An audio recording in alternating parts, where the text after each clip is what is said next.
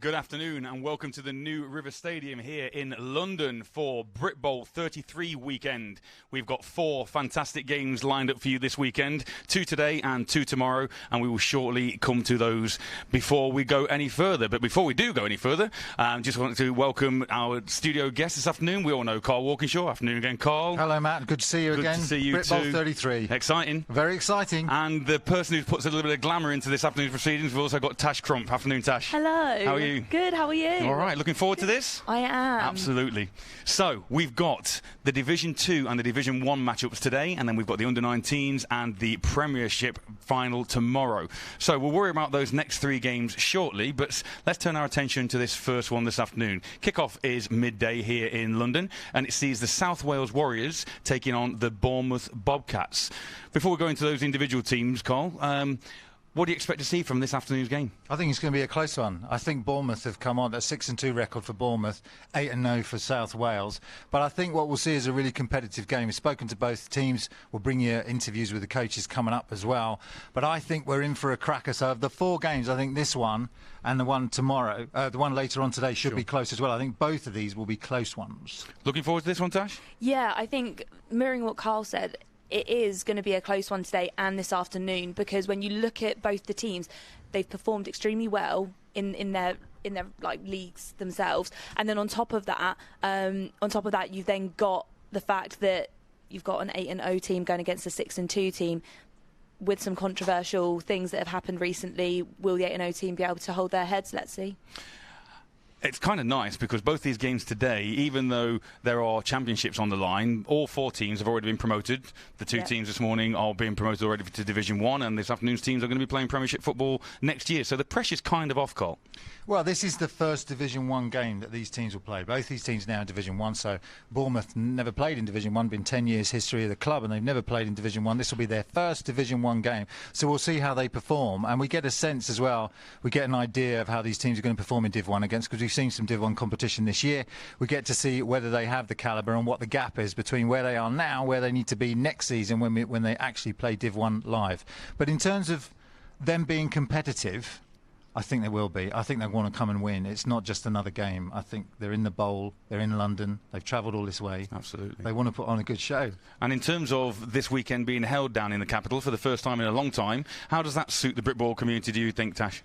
I think it's a big move, and I think that it's a good move because it shows the growth of the game moving to the capital city. It's great. However, when you look at the travelling distance, I think that's the biggest problem is when you're trying to find a middle location.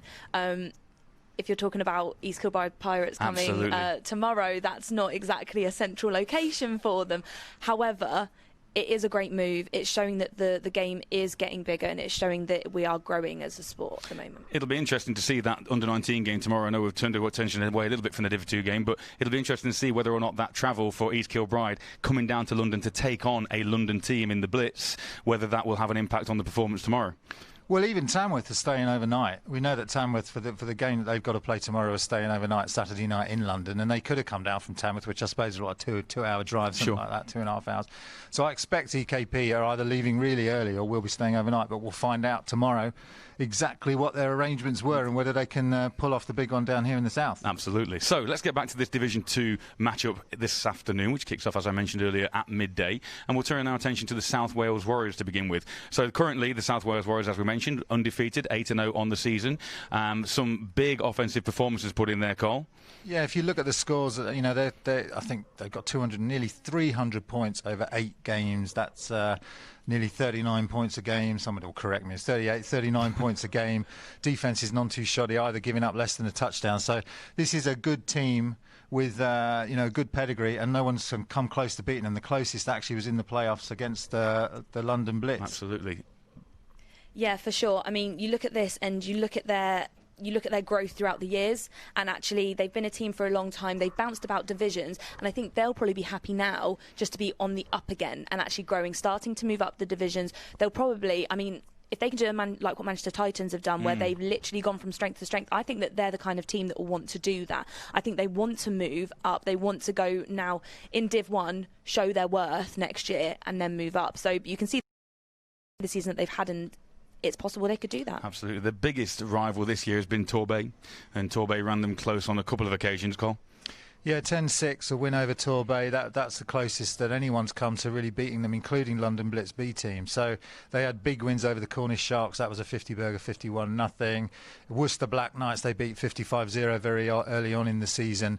So really, it's only been Torbay. They played them twice, but actually they played that first time, beat them 48-14, and then Torbay came back and made it 10-6. So they obviously came back and improved it, Torbay. But no one's really touched South Wales up to this point.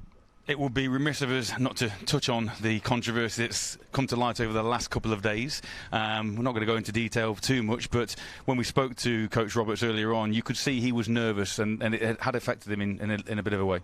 I think that with everything that's come out this week, I have a feeling that the crowd here aren't going to be on their side, and I think that's what I'm worried about for them, is the fact that when you've got such a big crowd, you will have Bournemouth fans there, but also you've got to remember there's a Div 1 game coming up later, so you're going to have Sandwell fans and you're going to have Solent fans. They're all potentially going to be up on Bournemouth's side, sure, because of what has happened. But also, when you look at what happened last weekend with Andrew Luck obviously retiring from the NFL due to injuries, it just shows how prominent being safe within football is, and actually the safety of players needs to come first sometimes.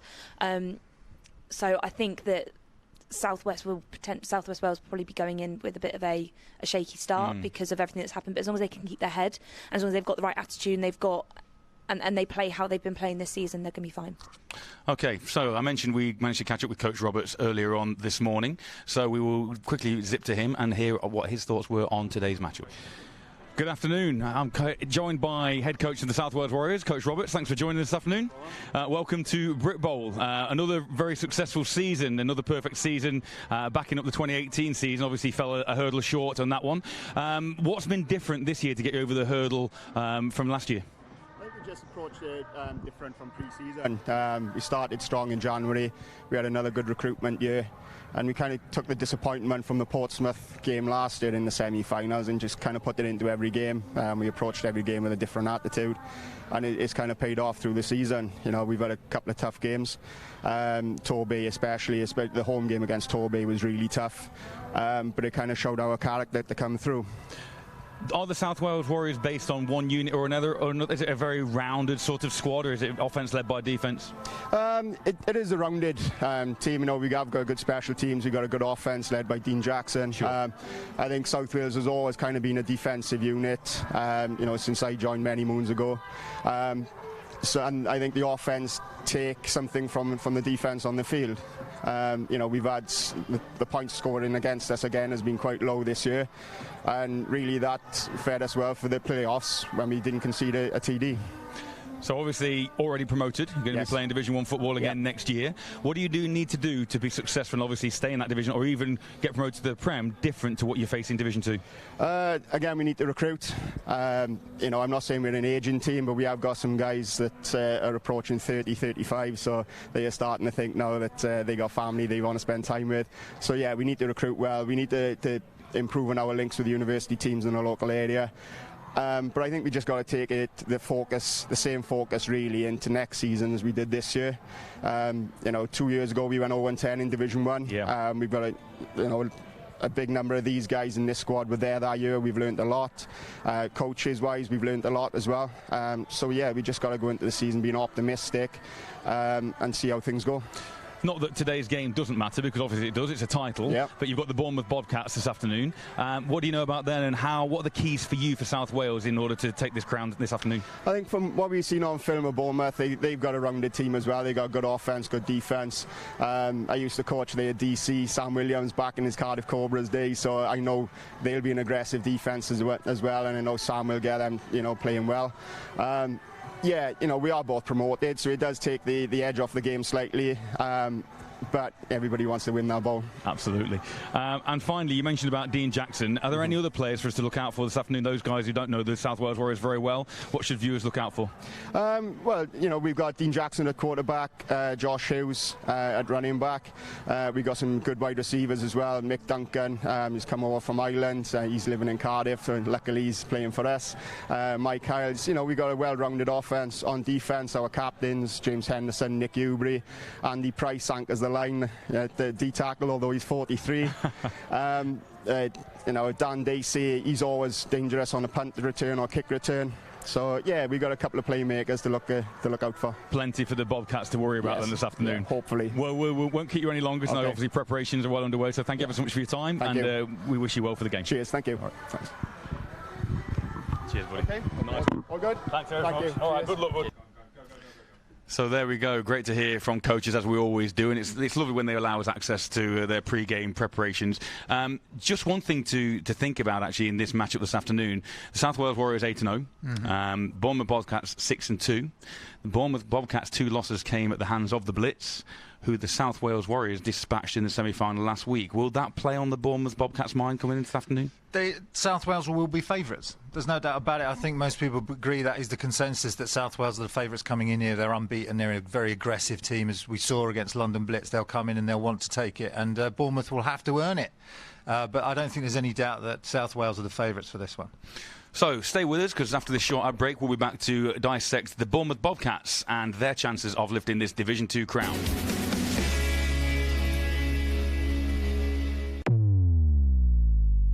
EP Sports brings you the UK's largest range of American football equipment, from helmets and shoulder pads to gloves and boots. They stock all the latest items from the biggest brands with great prices and fast shipping options all across Europe. What's more, EP have just launched their own teamwear range, allowing you to rep your programme in a huge range of garments from top suppliers.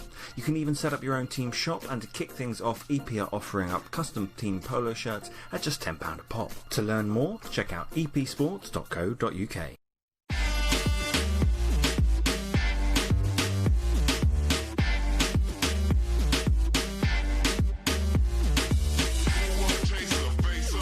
Good afternoon, good evening, no matter where you're watching this. Hope you have a great day. I hope this podcast has made you smile a little bit. I hope it's given you a bit more insight into what we do and why we do it. But yeah, just keep on listening, and thank you.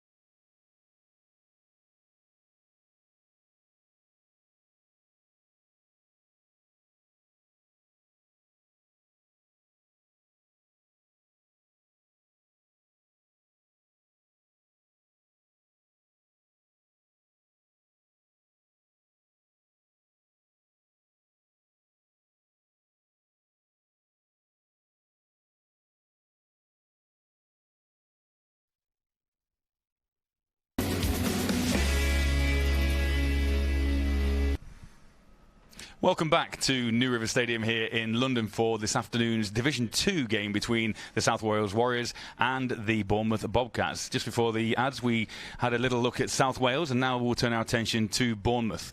So Bournemouth, as you may have heard when we were at the top of the show, Bournemouth come in with a 6-2 record. Another successful season. You'll hear later on from their coach about his thoughts about that particular season. But interesting, like we said before the ad break, about the Blitz situation. Yeah, I mean, the 2 losses for Bournemouth have come to the hands of the Blitz.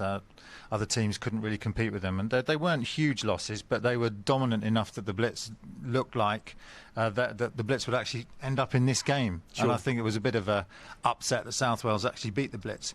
But nevertheless, yeah, Bournemouth need to overcome the fact that they've lost twice, and psychologically you could argue that's going to be difficult for them, but you've got to just put it behind you. You're in the bowl game. The pressure's off to some extent because they're in Div 1 already, so you just come and play the very best that you can. But you break down the scores, Tash, and it's very favourable for Bournemouth. Yeah, so when you look at how much they've actually scored this season, they've been averaging at 36 points a game. And they've only been letting in 9. So that is favouring them at the moment. However, it was the same with South Wales. Absolutely. They were also averaging in the 30s for all of their games. This is why it is going to be a close one today, and it is going to be anybody's game. I think whoever gets the first score in, that's the team that are going to get the momentum, and they'll be able to take it forward. It's definitely going to be a nervy one for South Wales, as we've mentioned, but let's say it's Bournemouth time to shine. So tell us a little bit about Bournemouth and how they fared this year, Cole. They've done well. They were 6-2 in their division. Their division's made. London Blitz were 8-0, obviously, in that division. They were also up against Swindon Storm, Jurassic Coast Raptors, the Hastings Conquerors, who only didn't manage to win a game in the end, Hastings. But in terms of who they beat, Bournemouth Bobcats, you know, they looked good against the Spartans, for instance, beating them 42-20. Against Norwich, they were 30-6. Against Hastings, they scored 60 points. So they clearly an offence that can put up big numbers. 44-6 against Jurassic. Swindon ran them a little closer, 17-7, but they had 50 burgers also against Swindon Storm. And it was only the Blitz, like we say, we'll give you those scores actually. So the Blitz beat them 17-10, which was a close one. That was in May, and then back in April, it was a shootout between the Blitz and the Bournemouth Bobcats, which shows that their offence can really score points. It was 39-33 in the end to London Blitz. So all of those games, despite the loss, were competitive with the Blitz B team, and so we expect them to be able to put up points today. We know They've got a good running attack, and they're pretty balanced offence in terms of run and pass, so they should be good to watch. Defensively as well, like you said, there were 6 games there where they conceded less than 10 points, and 3 of those games were shutouts as well. So the defence always comes to play. I think that with all teams, you need a good defence. A lot of games come down to defence. If your offence is scoring, your defence don't do their job and allow the other team to score, that's when you start to have problems. We saw in the Premiership playoff that we did against Tamworth and the London Blitz A team, that was all defence. It was all defence. I think what the Bournemouth Bobcats coaches would say, though, I mean, they've been 10 years, Bournemouth, and they've been in Division 2 for all 10 years that they've been in existence. And I think now they've moved up to Div 1. When you speak to a team, what makes the difference? What they'll tell you is actually it begins to play on all sides of the ball. So offence, defence and special teams. When they click, that's when you get promotion. You can have a strong defence, but it might not give you enough to get you through the playoffs and into that upper tier that you want to get to. So I think what we're seeing from Bournemouth here is that this is an all-round good team, and I'm hoping for some good special teams play as well. Bournemouth as well, if you're a part of the British game for a while, Bournemouth are one of the original clubs from way back, and obviously they had their successes, and we think from our research that they were in the very first bowl game that took place in Britain. Did fall away a little bit, but they were rebranded and reborn about 10 years ago, 2009. That's right, the club was originally formed in 1986, and it won the Budweiser Premier Bowl in 1987 and played in the league's top division between 1988 and 1991. So, Tash, I'm sure you remember all of those games well. I was definitely alive at that point. But we do remember it. We're on our second life, I think, by that point. But it is, so there's a long history for Bournemouth, and obviously a very strong tradition in football in the UK for them. Yeah, and it's good that they're down, on the south coast there, and they're still balling all the way up to 2019. There was obviously that dip off, and then 10 years ago reformed, and here they are now in Div 1. So congratulations to them, done really well. We'll see how they do today. Absolutely. And as ever, Carl had the privilege of talking to the Bobcats head coach, and this is what he had to say a short while ago when Coach McLean managed to catch up with our very own Mr. Walkinshaw. I'm here with head coach, player coach Simon McLean from the Bournemouth Bobcats. Congratulations on making this game. Thank you very much. How's your season been? It's been a 6-2 season, only losses to the Blitz B team. Great season for Bournemouth. Tell us about it. Yeah, it has been a fantastic season. When we started off, we had a sort of benchmark of what we were aiming for. 6-2 was the low mark, and we've obviously achieved that. But I think we've developed as a team over the season, and I think the fact that we were able to play Blitz in games 2 and 3, it showed us what our potential was, showed us we could compete with the best in the conference and the division, to be honest. And in both games against Blitz, we were competitive. I mean, in the first one, which was the shootout, 39-33, we had the ball on the 6-inch line with 2 minutes to go. We could have scored. couple of mental errors, and the away game 17-10. Again, we had opportunities, and it was just a few mistakes on our part. But more than anything else, it showed we could compete at that highest level. And tell us about the playoff run that you've had, because you had good wins against both teams in the playoffs to get to this point. And congratulations on being Div 1 next year. This is your first Div 1 game. But tell us about your playoff run. Yeah. Again, it's been a really good experience, one that most of the team haven't had before. A couple of the uni boys played in their playoffs for the first time this year. But playing against the East, sort of conference that we don't really know that well. We don't see them a lot. I mean, we were lucky to get a bit of film beforehand, so we knew we were going to face some very tough, physical, run-heavy teams, and we just tried to make the adjustments needed to compensate for that. But both games are really good. Sound, fundamental, all-round football from the team in all three phases of the game. Couldn't really ask for much more than that. And it's been 10 years that Bournemouth have been Div 2 and have never been to Div 1. It's the first time, so that's a hell of an achievement. And what's made the difference this year, those previous decade? I mean, it's been a couple of things. Obviously, I want to thank all the coaches and players who started off the club again and set the foundations of which we stand upon and moving forward. But the core group of the senior leadership for the team came together about 4 years ago, and we had a plan of how we were going to develop the club and move it forward. And like I said, we had about a 5-year plan of where we were aiming to get to, and we're 1 year ahead of where we were.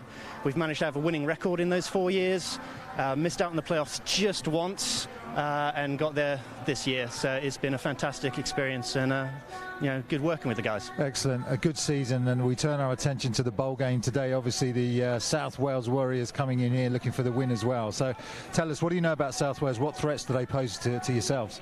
They're a good team. I mean, you can't get away from the fact they were in the Premiership not that long ago in Div 1. They've competed at all levels.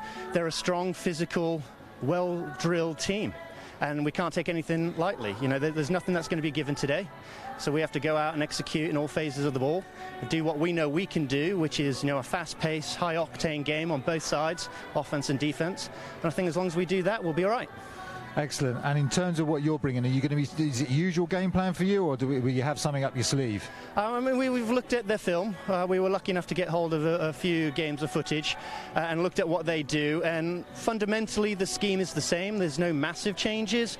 There's a couple of little tweaks we've chucked in there just to try and exploit where I think we might be able to take advantage. And we'll just have to see how that goes. And are we going to see you on the field today, Coach? You're all dressed up, ready to go. When are you going to put yourself in? I tend not to put myself in unless QB1 gets injured, which he's a beast of a guy, so that doesn't happen very often. Right. But if the score is going the right way, I might get in for a series towards the end. Excellent. Well, congratulations. It's been great talking to you, and very best wishes for the game today. We look forward to seeing how you perform. Thank you very much. Thanks. Welcome back to Brit Bowl 33, where it is the South Wales Warriors against the Bournemouth Bobcats. As you can see, I am all alone as Carl and Matt have gone up to the commentary box, ready to be your voice of Brit Bowl 33. So we're going to head up there right now as the coin toss will be happening in just a second. So, thank you, Tash. Sun-bathed South New River Stadium here in London, just on White Hart Lane itself, Carl, and we've hot-footed it up to the commentary booth as we just await the kick-off of this Division 2 matchup between the South Wales Warriors and the Bournemouth Bobcats. I know, I used to live on White Hart Lane. Did you know that, Matt? I didn't until you told me on our spectacular journey down this morning. Yeah, it was good. It was good to be in London, actually. I'm glad they got the final here. We've been in Leeds the last couple of years, but this is a nice stadium here. It's filling up nicely, and you're going to hear a lot of cheers, actually, because the crowd is right just here in front of us. And as the two teams came out, big cheers went up for Bournemouth, so there's a big contingency from Bournemouth. But then I was surprised, actually, the amount of noise there was for South Wales. So we've got big contingencies from both teams here today, which is great to see, and it's a really good atmosphere, bathed in sunshine, as you say, Matt. So looking forward to some Brit Bowl 33 action. Well, this is the culmination of the British season here this weekend, this Division 2 South matchup. Just incidentally, the Division 2 North final was held last weekend, and the Birmingham Bulls took on the Inverclyde Goliaths, and the Bulls fell 30-12, which gave the Inverclyde Goliaths the Northern title in Division 2. So we will see who will be victorious in the South. We are just awaiting the coin toss and today's officials. Referee Tim Ockenden, joined by Victor Janvari, head linesman Ian Davis, line judge Stuart Taberer, back judge Richard Vernon, field judge Steve Egan and side judge Andrew Morrell. We thank all our BAFA crews as ever for making this possible, but equally a quick shout out to our BAFA contingent as well. We will bring you this coin toss live when we get it. First decision and key decision for these teams is to see whether or not they take the ball. Is the ref mic'd? Is it coming through that screen?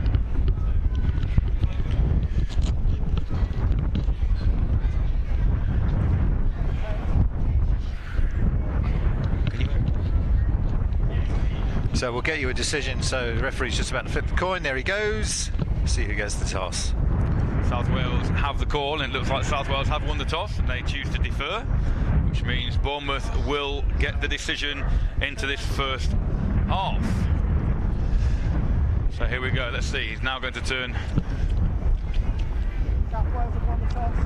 Fortunately, we're not hearing from the referee at this stage, but Bournemouth will be kicking off to start the game, so South Wales defer, and as a result they'll be kicking off in the second half, or getting a choice at the very least. So we will see the South Wales offence to begin with in this one, Carl. We mentioned this is going to be a pretty close one, we think, the way that the results have gone during the year. Yeah, looking forward to see their offence, looking forward to see their quarterback Dean Jackson, who's a real star player for them. Haven't seen him this season, so we'll see how he can perform. And also looking forward to seeing their running game. We know that South Wales always come with a good, strong running game and good, big half-backs that they can rotate in and make things difficult for an opposing defence. So we'll see how they come out. Dean Jackson today will be wearing number 5. We expect him to start as the quarterback for South Wales. And that running attack will get going very shortly. Well, actually, Carl, look, the way we've transferred that, it's going to be Bournemouth who take offence first. South Wales will be kicking off. So a little bit of confusion to begin with. So South Wales won the toss and deferred, and Bournemouth have elected to receive. So instead of the South Wales offence, we will obviously see the Bournemouth attacking unit prior to anything else. Always an interesting decision to put your defence on first at the start of a game, but I think that's often in championships, offence may feel a little bit nervous, and so you put your defence out just to make sure if you get a good hold, get a good kick it deep, and then the defence comes out and holds that team back in their own half, then you get rid of those nerves early for the offence, and it means the defence have made a nice early start. So we'll see how that plays out, Matt. Jason Griffith, one of the two returners for the Bobcats, looking to see if he can get his hand on the ball, number 89, and make an impact early on in this one. So here we go. Brit Bowl 33 weekend is underway as this Division 2 game gets started, and Griffiths lets that ball bounce. Actually, it bounced into his end zone and looks a little bit of a nervous start. And there's a conversation between Griffiths and the other returner, which is Tom Byrne. And not the start that Bournemouth would have wanted. No, they did wanting to make a return on that. Nevertheless, it comes out to 20, so no harm done. You get a touch back. Obviously, they can come out now, put that behind them, and see how this offence is going to perform. The South Wales defence played well this season, only giving up just less than a touchdown over 8 games. Very few teams able to score on this defence, so we'll see how they come out. They play that 4-man front. And so, we've got an I formation to start with for Bournemouth. Quarterback and captain Craig McDonald for the Bobcats as he drops back and he throws a little bubble screen out on first down. And that ball is in and out of the hands of Joe Edwards, who definitely heard footsteps there, Cole. Yeah, absolutely. That was cornerback Adam Bulson coming up, making the tackle. And this is what these South Wales defenders can do. They are hard-hitting. Sorry, that was cornerback Chris Bartlett-Legg coming in, making the tackle that time. So, 2nd and 10. McDonald this time hands the ball off, and David Isaacs picks up positive yardage on 2nd down. 3rd and 6 upcoming. Yeah, they want to run the ball between the tackles, and actually the South Wales Warriors blitzed the linebacker right into that gap, but the running back was able to break free on that one, and Isaacs David making some good yards, so it brings up 3rd and 3. 3rd and 3 indeed for McDonald. Twins to the right, single back up to the top on his left-hand side, and the threatening blitz, and that's going to be a free play, and that free play is a run, and the run picks up maybe a yard or two, but that will be an automatic first down due to that encroachment penalty. Yeah, just mistimed the blitz and just decided to hit the centre rather than pull up. So they're trying to send the signal early, South Wales, that they're going to play very aggressively on defence, and that's going to be the story of the game. I think they're going to get first down. Number 39, 5-yard penalty, results in a first down. There's referee Ockenden just confirming that call. Yeah, no doubt about that one, Matt. So always important to get a first down under your belt, however it comes, whether it's by your own fruition or whether it's by way of penalty. And actually that now takes the Bobcats out past the 30-yard line and first down on the 32, and his ball is slung out, and I think a bit of a miscommunication there between McDonald and Joe Edwards, as Edwards came in on a post pattern and McDonald flung that ball out to the sideline. Yeah, South Wales looked to be blitzing on every single play. That looked just to be a timing pattern. Linebacker was going to arrive off that top of your screen. You'll see a linebacker blitz on that last play. We'll see if they continue to play so aggressively. 2nd and 10, McDonald with that similar formation. This time the ball is handed off once again. That's great penetration by the South Wales defenders. It's number 45, and that's Hakeem Hallisey. Yeah, Hakeem Hallisey coming through. Again, what they're doing is blitzing their A and B gaps, and it means that they're under a tremendous amount of pressure even as they're handing the ball off, these Bournemouth Bobcats. That I formation, if they're going to continue to run that fullback's going to need to pick up that blitzing linebacker to create that hole for the running back. 3rd and long for the Bobcats. McDonald has been to the air twice. He's looked nervous on both passes. You think he's going to have to try and go to the air again on this one.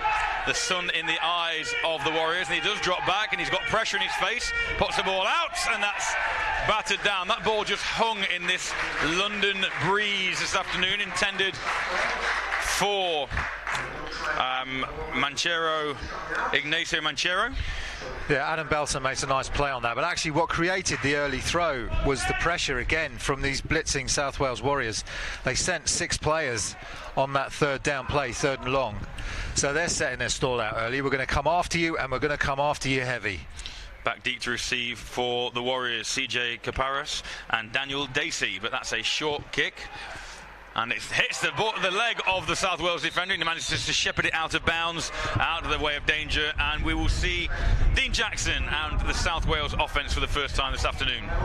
Yeah, Daniel Dacey, I think it was, back there for South Wales, looking to return. It just bounced awkwardly for him, hit his knee and went out of bounds. But so dangerous, those sorts of plays could have gone anywhere that time, Matt. But safely out of bounds, and here come the South Wales Warriors. So we mentioned earlier, Dean Jackson leading the charge for the Warriors. This balanced, powerful offence, looking to establish the run early. Josh Hughes at running back. This time it goes straight to the air, and he's got a little wheel route. Intended receiver was CJ Caparas, but unfortunately, again, the breeze. It's quite breezy here today, Carl. The breeze, so just catching hold of that ball and sailing it out of bounds. Yeah, Joe Genovese on the coverage here. Just looked like the receiver had a bit of a step on Genovese there, but he does enough to. Well, the ball's not actually close to being caught in the end. Difficult to play from that outside linebacker position against that slot. We'll have to keep an eye on that matchup. Let's see if Josh Hughes gets the call. This time he does, and Josh Hughes barrels his way up the middle and manages to find a little bit of daylight. Falls forward for a gain of 4. And this is what we've seen for South Wales up to now. Balanced offence, ball control. They do well with that, and obviously Jackson can run as well from that quarterback position. So we're seeing the threats early from this South Wales offence. 3rd down, crucial 3rd down for South Wales. Can the Bobcats hold firm as Hughes gets the carry again, and that defensive line does do a good job of sniffing out that gap, penetrating and stopping him for no gain. So 4th down, Warriors. Yeah, interesting play call on 3rd down. They obviously trust that running game. They put trips out there to the bottom of the screen, and what they want to do is obviously take players out of the box. It means you've got less players to defend the run. But Bournemouth do enough between the tackles to stop that for less than a yard gain. So 4th down. See whether or not this punt returner, a nice high snap, which is well fielded, and it's close to being blocked. Looking for a flag. There is a flag. That's going to be running into the kicker. The ball bounces inside the Bobcats half, down to the 46-yard line. But that one, see whether it's going to be the running into the kicker or the roughing the kicker. Yeah, it's so unlucky, I think, for Bournemouth on that. I think it was Will Brooks, whose defensive line, he also coaches for Bournemouth, who just tried to pull up. It almost went to his knees. He was trying really hard not to touch the kicker, but inevitably does make some contact, and that flag's always going to be thrown. Let's hear from the ref and see which one of these it is. It should be running into. Running into the kicker, defence number 93, 5-yard penalty, results in a 1st down. And there we go. So an error on both sides of the ball gives the opposite offences their first down. That encroachment penalty for the Bobcats brought a 1st down on their first series, and that running into the kicker will bring a 1st down for the Warriors. Yeah, Will Brooks will be really disappointed with that. He'll want to make amends on this series because they had him pinned right back. Let's see if South Wales can exploit that mistake. But here comes Jackson again. Jackson hands off to Hughes, who has a gap, and he rumbles past the 40 up to the 45, and he maintains his feet all the way over midfield, and that'll be another South Wales 1st down. Yeah, great running from Hughes that time, and this is what South Wales do very well, to run between the tackles. When they get that wrecking ball going, Hughes does smash his way through players. You can see how difficult he is to bring down with that low centre of gravity that he has. Just keeps those feet churning. So now, for the first time this afternoon, the Warriors find themselves in Bobcat territory. See if they can build on this start. 1 1st down coming by way of penalty, one by that barreling Hughes run, and Jackson drops back and he looks over the top, and he's got a man out there, and the man makes the catch, and that reception is made by Michael Hiles. 1st down, South Wales. Yeah, so they're now, after that penalty, really got some momentum as this South Wales team. That was just a simple fly route. They beat the cornerback. Bournemouth cornerback there was, I believe, Robert Chandler rather, who got beat on that one and had to make up ground just to rally to make the tackle. So here we go again. 1st down, Warriors close to the 25-yard line, close to the 28 as Jackson drops back to pass again. Again he goes up top. That ball hangs in the air and it is hauled in once again.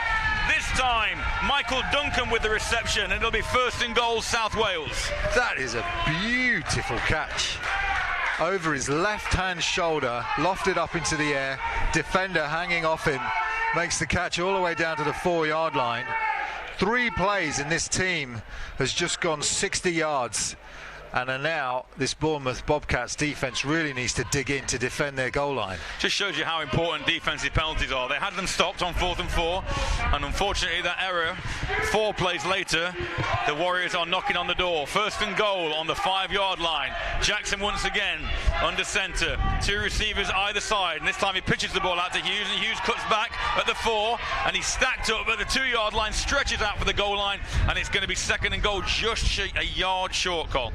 Yeah, they're spreading them out of the goal line. What they do is they put 2 receivers right at the top, close to the sideline, and 2 receivers to the boundary side as well. And they spread out that defence and then pitch it out to Hughes just to try and pick up those 4 yards. Bournemouth did well to be able to rally to that one. So smart game planning for these South Wales Warriors puts them now.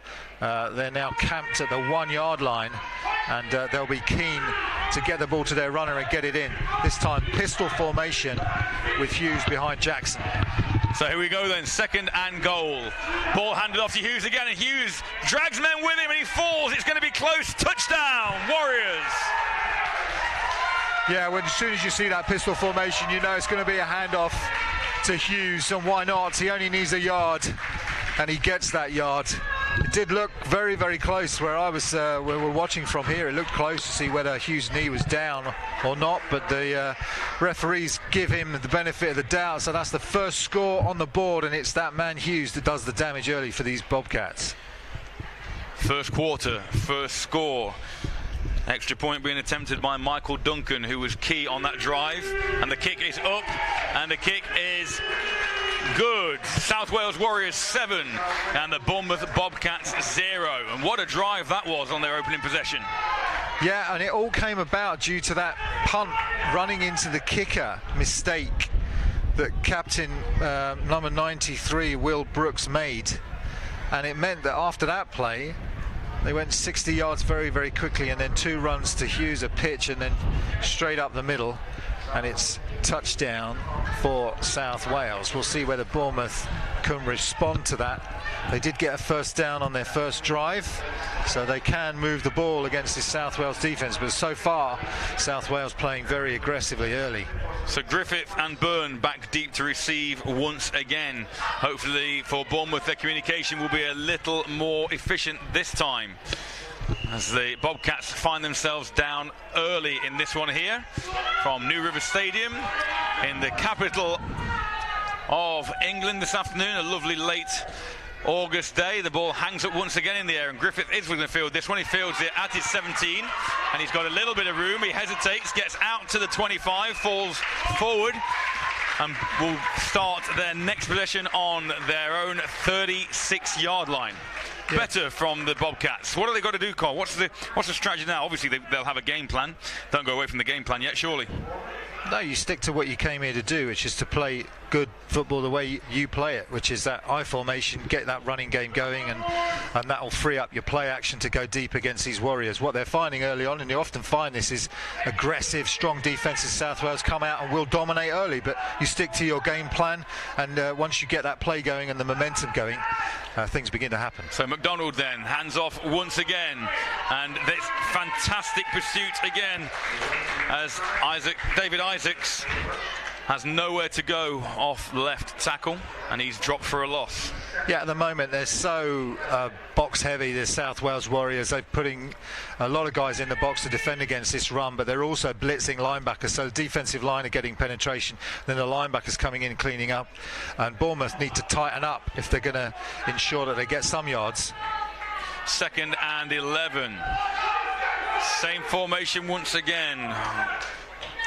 This time going to the areas, McDonald. He flings it out, and that's in and out of the hands and almost intercepted. 2 men had a shot at that. First of all, James Henderson, number 55, and then Chris Bartlett-Legg saw it whistle past his ear. Yeah, Henderson will want to see the replay on that, because the ball just came straight to his hands, and he would have wanted to make a catch.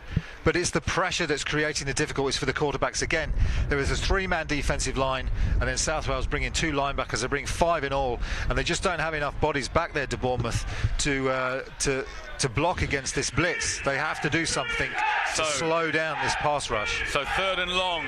McDonald drops back again, this left-handed passer. He goes to the sideline. He's got a man out in front, and that is caught!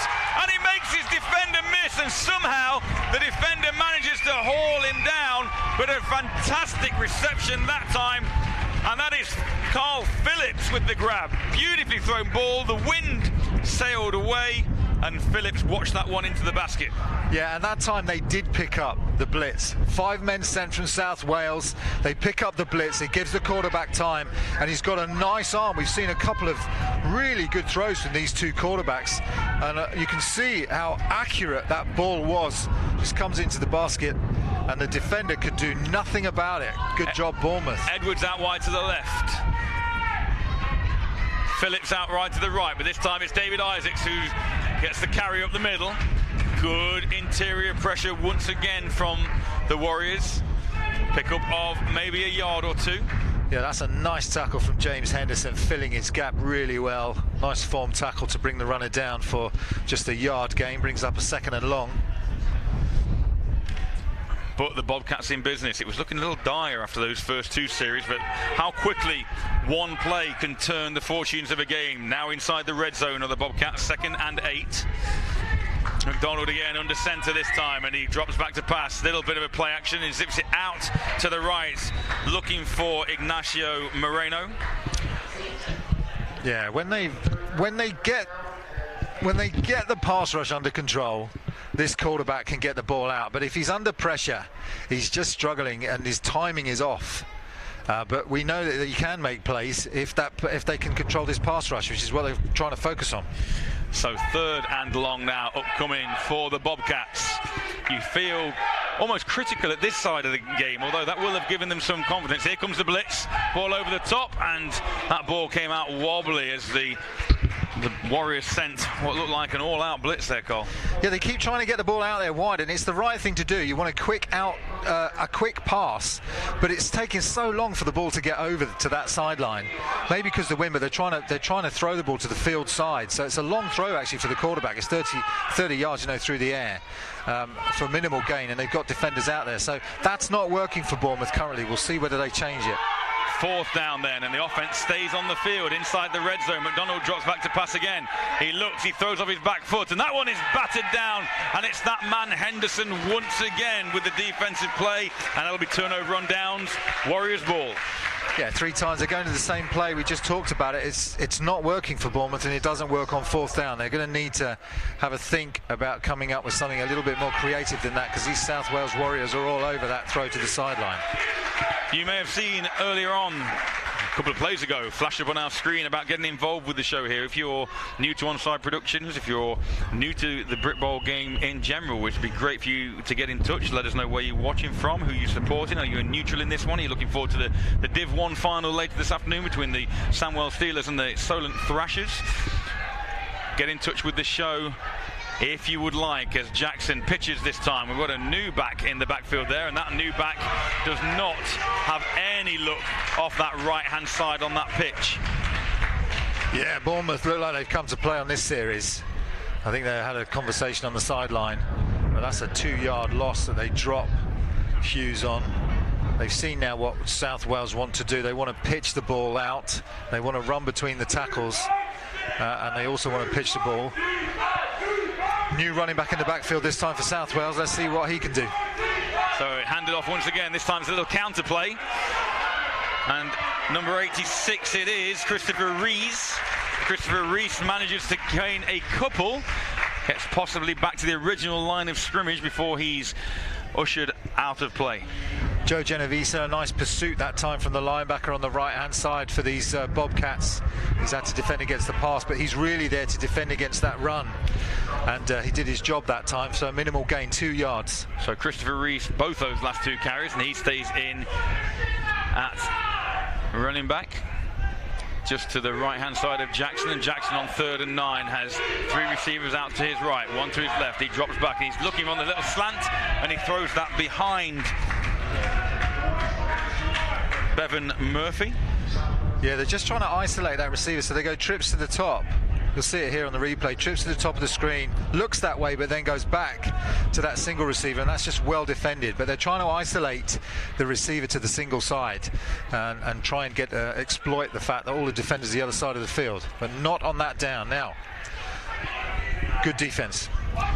Back to return once again is Tom Byrne, and Tom Byrne is not going to get a chance because this one is held up in the wind once again. It takes a South Wales bounce up to around midfield, and the Bobcats hold firm on that defensive series.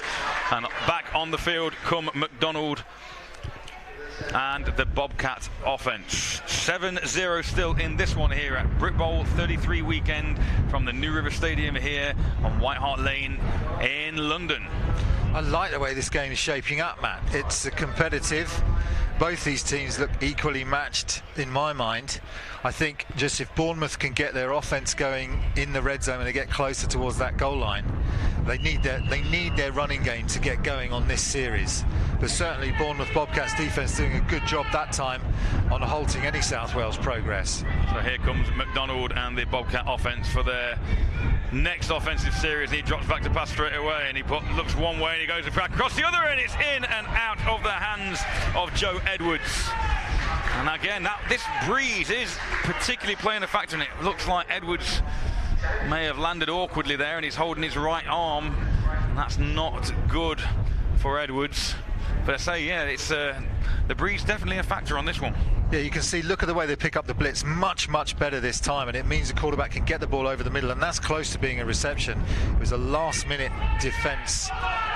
So this passing game, they're getting going, but Bournemouth can't seem to get this running game going, and this is going to unlock everything. Look, quarterback under centre this time. So they try again on the ground, and once again, nowhere to go for the runner.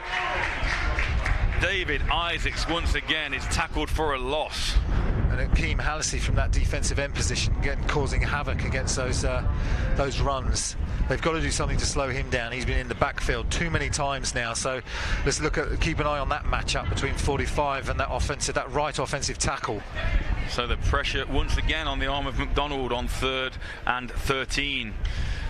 So far there has been no success in the ground game for the Bobcats, which obviously will then signal to the Warriors that there's another attack through the air imminent, and this time he rolls out to his left, and that ball takes a one-hopper, but is nowhere near the intended receiver that time, Ignacio Moreno, and that will be 4th down, a quick 3 and out for the Bobcats.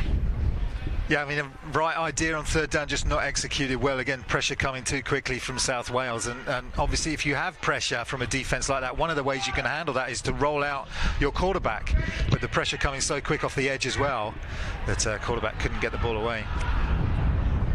So it looks like they're a man short, the Bobcats, as a late substitution is made on the end of that line of scrimmage. Snap is back and the punt is up, and it's a nice angled kick to the sideline, takes a South Wales bounce, and it'll go out of bounds at the 20, maybe the 18-yard line is where our official will mark this one, and we get to see Dean Jackson and that offense once again. Yeah, it was a good punt. No pressure that time from South Wales. They wanted to get the return. They wanted to get a return in, and it was such a good punt they couldn't do it back. Very, very nip and tuck. A little bit, we mentioned in our Tamworth London Blitz semi-final last weekend, it was very much a boxing match down there, Carl. Both two heavyweights going at it, body punches. Nobody could quite find the haymaker in that one. And at the moment, this seems to be going a similar way as CJ Caparas comes in motion, and Jackson rolls and then puts the ball up over the middle, and it's intercepted. Number 54, we're going to name for you shortly. That's Cameron, Will Cameron. Will Cameron, the ball dropped into his lap, and he manages to stay on his feet, but unfortunately seems to have injured himself in the process at the end of that run. But what a first turnover of the afternoon, the way of the Bobcats. Yeah, you'll see this, and Michael Hiles, Dean Jackson does a good job and does have a receiver open for a second, but tips it up. And it's a nice piece of defending as he's converging on that ball by a big linebacker who won't be used to the ball coming to him. You can see his leg twisting there at the end, and just lands awkwardly. So makes a big play, but may have paid the price for that one. Nevertheless, puts his team in a good position, but he's now up onto his feet, so that's good to see, and he is making his way back to the sideline. So a turnover, the first of the game, and these are absolutely critical. Defense for the Bournemouth Bobcats really stepping up, but now that offense has to get this running attack going and do something about Akeem on the edge. Like you say, Carl, they cannot become one-dimensional. The minute that they have to rely on McDonald's arm, it plays into the hands of the Warriors, and particularly on a day like today where it's very windy, and ball handed off to Jason Griffith, and Jason Griffith manages to get to the edge and picks up a yard, but there's a flag comes out. Yeah, I think they're going to get him on a hold. It's just they do get Akeem Halsey blocked that time on the right-hand edge, but so quick do these South Wales Warriors rally to the ball, and still no gain for these Bobcats, having no joy on this running attack against this tough front 7, front 8 of the South Wales Warriors. Offense, number 88. 10-yard penalty from the spot of the foul. Replay first down. So indeed, that holding is the call, and after the Will Cameron interception, the march goes the wrong way for the Bobcats. Yes, Jonathan Gentle, number 88, is a receiver in that slot position, just trying to get us a piece of the linebacker, and gets too much of him on that play. So 1st and 20 after the hold. under centre with a pro formation now. 2 split backs behind McDonald, and there's another flag comes out, and this one's picked off. And you would think that that's going to be holding once again, which will be declined by the Warriors. We'll wait for the call from the official, but that seems the most likely outcome of this one. Pressure causes problems for quarterbacks, no doubt about it. And he's got a man in his face as he sidearms this one away. Shot block, centre in the left guard in the offence. Penalty is declined. First down. Well, it wasn't a hold, but it was an offensive penalty, and it was declined as we suggested it would be, and the momentum swings the other way, Cole. Yeah, and so often that's the case. You know, one defence makes a great play, other defenders come on the field and say, all right, now we need to get one back. And I like the way these 2 defences are playing now, shutting down these offences early in this first quarter. But South Wales got the ball back. We know that they can move the ball, and they can move the ball quickly. We'll see how they do on this play. So here we go, Dean Jackson and that offence once again inside their own half, but we know they have potential, as you mentioned. And this run goes up the middle, and he manages to elude the first line of pressure. Gets out to the 35-yard line where he's dropped. How did he get through that one? Well, it looked like he was dead at the line of scrimmage. And he squirts his way through. Daniel Abrazizi with the carry that time, so a 3rd drive, a 3rd running back. Trips to the left this time for Jackson. Hand off once again to Abrazizi. Again, a positive pickup of 3 yards, which will bring up 3rd and short. Yeah, decent blocking there behind number 57, who is Andy Price. Sorry, that was Josh Keane, number 77, rather, you can see on the pull here. And decent blocking as the running back just stays in behind. Actually, it was 57, Andy Price, the first number I called. 57, I did see you right. My eyes are not deceiving me. Dean Jackson once again hands that ball off to his running back, and Dan Abrazizi does pick up a first down for the Warriors. That's just quick feet, quick dancing feet. People trying to tackle low, and the reason it's so difficult to do is because you've got Hughes that comes in, he's a big bowling ball of a runner, you've got to tackle him low, and then you get Abrazizi coming and he's got those quick feet, so you get that contrast in your running attack, and it makes for difficult defending. And where Bournemouth are struggling in the run game, 3 consecutive runs there to pick up that Warriors first down. And as we all know, if you know this game of football any way, shape or form, establishing that ground game, open things up later on, as that same runner, Abrazizi, picks the ball up, but that's good penetration from the defensive line that time, drops him for a loss.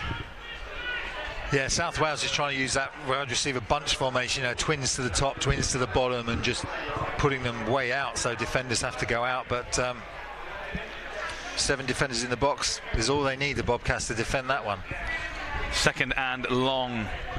That's Warriors offense. 4 consecutive run plays at the minute. 7-0 coming towards the end of the first period here in London. Brick Bowl 33 weekend. Onside Productions, a low snap, and Jackson goes to the air on that slant, and he hits his man. Complete to Michael Duncan, close to a first down. It's going to be a yard short. Yeah, Duncan just doing a good job of shielding the ball away from that defender. Number 23 for Bournemouth. Couldn't do anything, saw the play happening in front of him, but just couldn't get to the ball. Good job by Jackson, brings up a short 3rd down. And after a 168-mile march from South Wales, they continue this 50-yard march down the field, but Jackson has to drop on that one as the centre quarterback exchange is fumbled.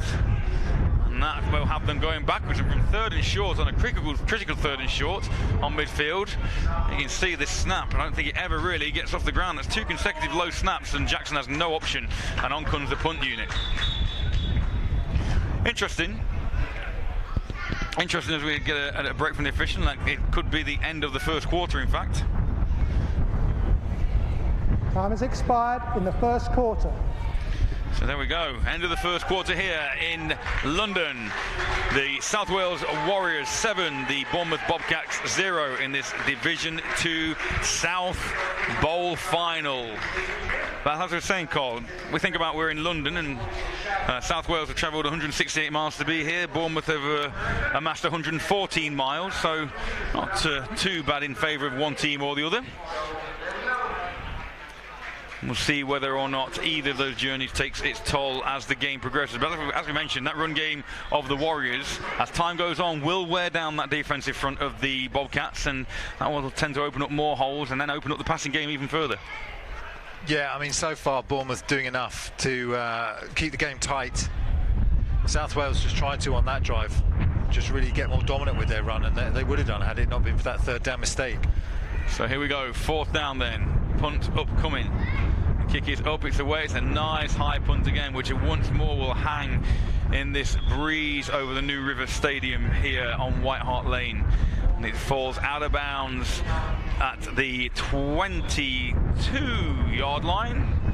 It'll be first down, Bobcats again. The difference this time, they have the wind in their face. Yeah, South Wales taking advantage of the wind and the switch insides on that punt. So and, it does pin the Bobcats back. Just to remind you, this is game 1 of 4 games this weekend. 4 games, Matt. 4 games. Brit Bowl 33 weekend here from the New River Stadium. We have this Division 2 matchup right in front of your eyes. Going ahead to begin with, this afternoon we welcome the Sandwell Steelers, who take on the Solent Thrashers in the Division 1 Bowl. As McDonald throws that quick bubble screen out to the receiver. It's really not a bubble screen because there's nobody out there to defend him. That's what they've been trying to do. They've been trying to, so when they see that interior blitz coming, that time South Wales sending 6 defenders, they want to get the ball to that wide receiver, but they do it that time to the boundary side of the field, so the throw is shorter for the quarterback, which makes it successful. But when you're trying to throw to the field side, much more difficult challenge. Carl Phillips with the reception and a pickup of 7. 2nd and 3. McDonald hands up again, trying to get that ground game going, and once again it's Jason Griffith, but after a pickup of 7 on first down, that's a loss of 3 on second down, and that ground game is just not managing to get any footing at all. 3rd and 7, Cole. Yeah, and they pride themselves on that ground game. They pride themselves on being a running team, and South Wales is just all over them. Once again, get involved with us here at the show. Hashtag BritBowl33. Be good to know where you're watching from, who you're supporting, which game you're looking forward to seeing if it's not this one. 3rd and long for McDonald as they threaten blitz again to the Warriors, and here they come, and he's going to have to step up, and that ball is thrown out to the flats. A quick out pass intended for Jonathan Gentile, but just too far out of his grasp, and again 3 and out go the Bobcats, and this time they'll be kicking into the wind, so potentially good field position for the Warriors. They pick up the blitz nicely that time, but the quarterback just can't. He's got that kind of sidearm throw, isn't he? And he just can't get the ball where he wants it to go. He brings up 4th down, so disappointing on 3rd down for these Bobcats. 2 returners back for the Warriors this time. Punter will once again be punting into the wind, as we've mentioned, so that ball will hang. And so he tries to drive it slow, and it bounces in favour of the Bobcats. Chris Bartlett leg elects just to get out of the way of that one, not worry about trying to pick it up and run with it. Probably a good decision, as there were 3 or 4 Bobcats around him. Yeah, I thought it was a good decision by Bournemouth just to drive that ball rather than try and hit it into this wind as well. It is very windy, especially up here where we're stood, man. It is. Now paperwork's get that going all hairbrush over. out in a minute. I tell you, the fringe is playing havoc with this headset at the moment. So, still 7-0 here in this Division 2 bowl game. Start of the 2nd quarter here. Mentioned earlier, we've got Solent and Sandwell coming later this afternoon. East Kilbride Pirates under-19s against the London Blitz under-19s tomorrow morning, and then the big one, the London Warriors against the Tamworth Phoenix in Brit Bowl 33, kicking off from 4 o'clock tomorrow afternoon. And that one tomorrow, in fact both games tomorrow, as well as being on our YouTube and on our Facebook channel, will also be streamed on the BBC Sport website as well, Cole. BBC Sport, Matt? Yeah, apparently so. So that's great for the British game that we can expose the sport we love so much to a wider audience, hopefully tomorrow afternoon. If you know anybody who might be interested in this, then point them in that direction, as this time the Warriors go back to the ground on second down, and the Bournemouth Bobcats defensive front hold firm, pick up of a couple of inches to bring up third and long. Yeah, nice defence by the Bournemouth Bobcats on that play. And this is what you need to put these South Wales Warriors in a position where they can't rely on that ground game. They have to go to the air. They've had some success through the air. They've had a beautiful catch to take them close to that initial touchdown that they scored. Trips to the bottom of the screen, single to the top. So let's see what they can do here on 3rd and 9. So Jackson back to the air. He rolls out to his right. He puts the ball up, and he's in and out of the hands of his intended receiver. And that would have been enough for a first down if Michael Duncan could have held on to it, but unfortunately it seemed to turn his head upfield just before he secured possession, and that's another 3 and out for the Warriors. Nicely designed play from South Wales, just couldn't execute it. Receiver just runs, gets the distance, runs 10 yards and then runs a short out pattern, but can't hold on to the ball. Quarterback did everything he could on that one, so they'll be disappointed they couldn't complete there. Previous Division 2 South winners last year, the Hertfordshire Cheetahs defeated the Portsmouth Dreadnoughts 24-7. That's a huge hanging kick, comes down with snow on that one. If you can't kick through the wind, just try and kick over it. And there's a significant amount of breeze here this afternoon as we look over the top of the stadium and see the tops of the trees bristling away, but a beautiful blue sky dotted with white cumulus clouds. Perfect setting really for this final weekend of the BAFA National League season. Brick Bowl 33 here, New River Stadium, White Hart Lane in London. Let's see whether McDonald and this Bournemouth offense can get anything going on the ground. They've stalled so far, only had real success through the air, and actually only 1 or 2 positive plays. But they're still in this one, 7-0.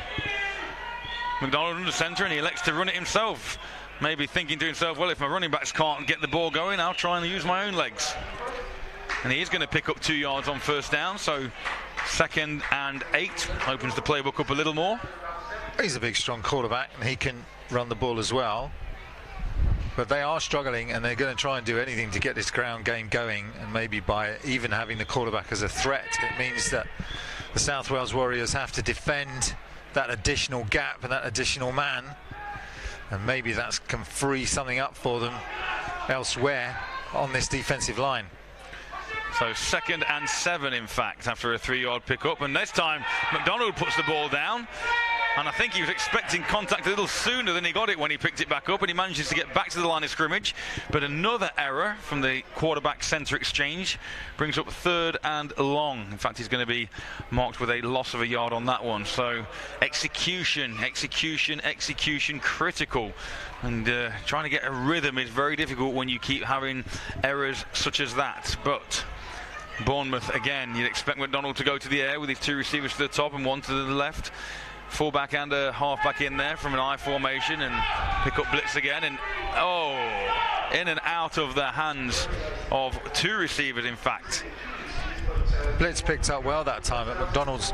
Even when the blitz is being picked up, he's acting like he's under more pressure than he actually is. He had more time to take with that throw. Needs to just set his feet a little on these 3rd down plays and take his time, trust his offensive line a little better. They are picking up these pass rushers now. It went through David Isaac's hands and almost fell into the hands of Carl Phillips, but neither of the receivers could snag it. So another drive-in kick, which again, and that's going to be a live football, and it's well covered in the end by Daniel Dacey.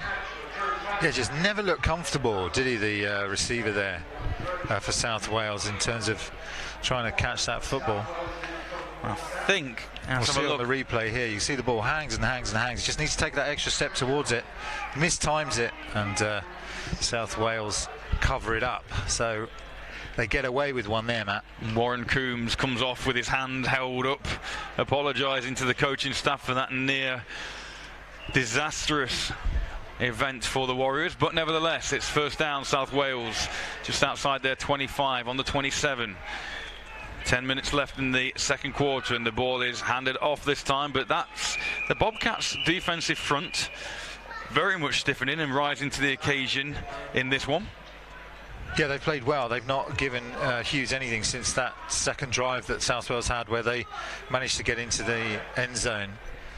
Since then they've really tightened up, and it's number 97 on that play that makes a nice play, and that is Tom Wiltshire. That's right. Josh Hughes back at running back on that last play, and then now a new back in for the Warriors. Rotating these backs, this is Liam Thomas in the backfield now as Jackson goes up top and looking for CJ Kaparis on the corner route. Yeah, nice blitz. No chance for the quarterback Jackson to have absolutely no time. Defender in his face within 3 seconds, and that's what your target is. In fact, it was a defense. Sorry, Carl. Michael Duncan was the intended receiver on that one. 19, not 17. But so third long. Neither offense now in any rhythm whatsoever. Neither can really get that ground game going, forcing their hand to the air in difficult conditions, swirling conditions, as Jackson drops again. And this time he's going to be snagged, and he loses 7, maybe 8 on the play. Fantastic effort from that defense, including Sam Williams. It's Joe Genovese, number 6, that gets there first. You'll see he comes off the edge there, does a good job of defeating that running back block, and then he's all over Dean Jackson, and then his teammates arrive as well. Genovese coming hard off that edge, difficult to block if you're a running back. Sam Williams used to be coached by head coach Geraint Roberts during Sam's time in Wales, not with the South Wales Warriors, but did play in Wales, did Sam Williams. So good, what a fantastic punt that is. Spiraling, and it's going to take a bounce, and it's just going to, incredibly just crosses the goal line. So close to being an absolutely perfect punt and pinning the Bobcats on the 1, but as it turns out it rolls into the end zone tantalizingly for the Warriors, and it'll be Bobcats first down on their own 20. Yeah, I really thought that was going to take a sideways bounce there. We'd have caught one of the best punts in British football on film. As it was, just trickles into that end zone. During the previous play, we have a sideline warning against South Wales. That's their first and final warning. Interesting call. Sideline warning for the Warriors. Sideline encroachment, getting too close to the field of play. Their first and only warning. Coach is getting excited. That never happens with me, man. No, absolutely. You're very composed, whatever you turn your hand to. So here we go then. Bournemouth look to try and establish something in this second quarter, and a little bit of a counter play this time, and a good hole this time for David Isaacs. Most positive run of the afternoon for the Bobcats. Will pick up 9.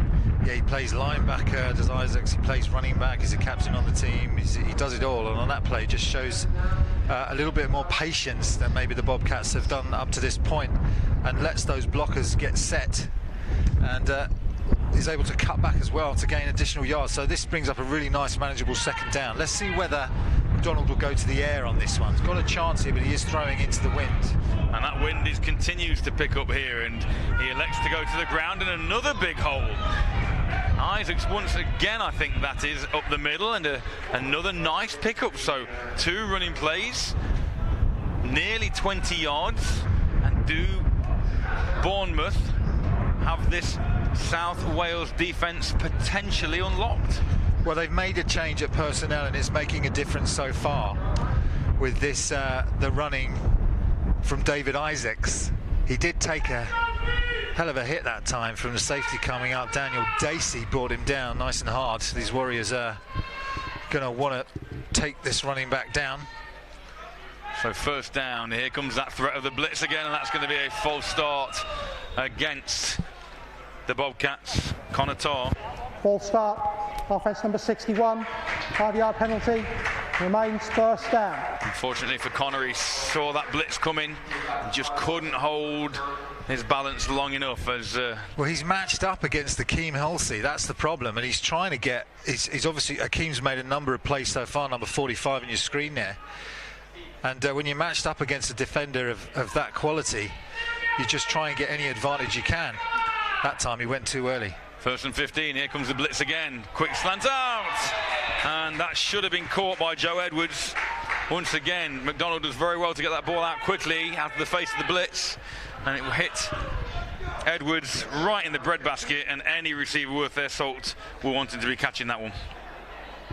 Yeah, McDonald's, I mean, again, McDonald's does enough to get the ball there, but does have more time, does McDonald. Doesn't really set his feet, does he? He's kind of side-arming the ball as he's taking that snap. But, yeah, definitely the receiver could have done better with that one. 2nd down, blitz coming again. Seems to be blitzing on most plays. Ball comes out, and it's once again a more difficult catch that time. But Carl Phillips maybe should have pulled that one up off his shoelaces. But once again, asking quite a lot of the receiver. But again, under massive pressure. Yeah, the Bobcats suffering from a serious case of the dropsies on those 2 plays. But again, every pass so far that McDonald has put up so far has been off his back foot. He's not been able to step up due to the pressure from that South Wales blitz. And when you're thrown off your back foot, it increases the difficulty of completing the pass and putting it in a spot that your receiver will be able to catch the ball. So 3rd and 15. And that's going to be a false start, I think, unfortunately. And I think, from my vantage point, that's going to be Carl Phillips who's pinged, receiver on the edge. Number 84. Let's have a listen. They're obviously signalling to South Wales whether they want to take it or decline it. False start, offence number 84, 5-yard penalty, remains 3rd down. It was Carl Phillips. So they will accept the penalty to bring up 3rd and 20.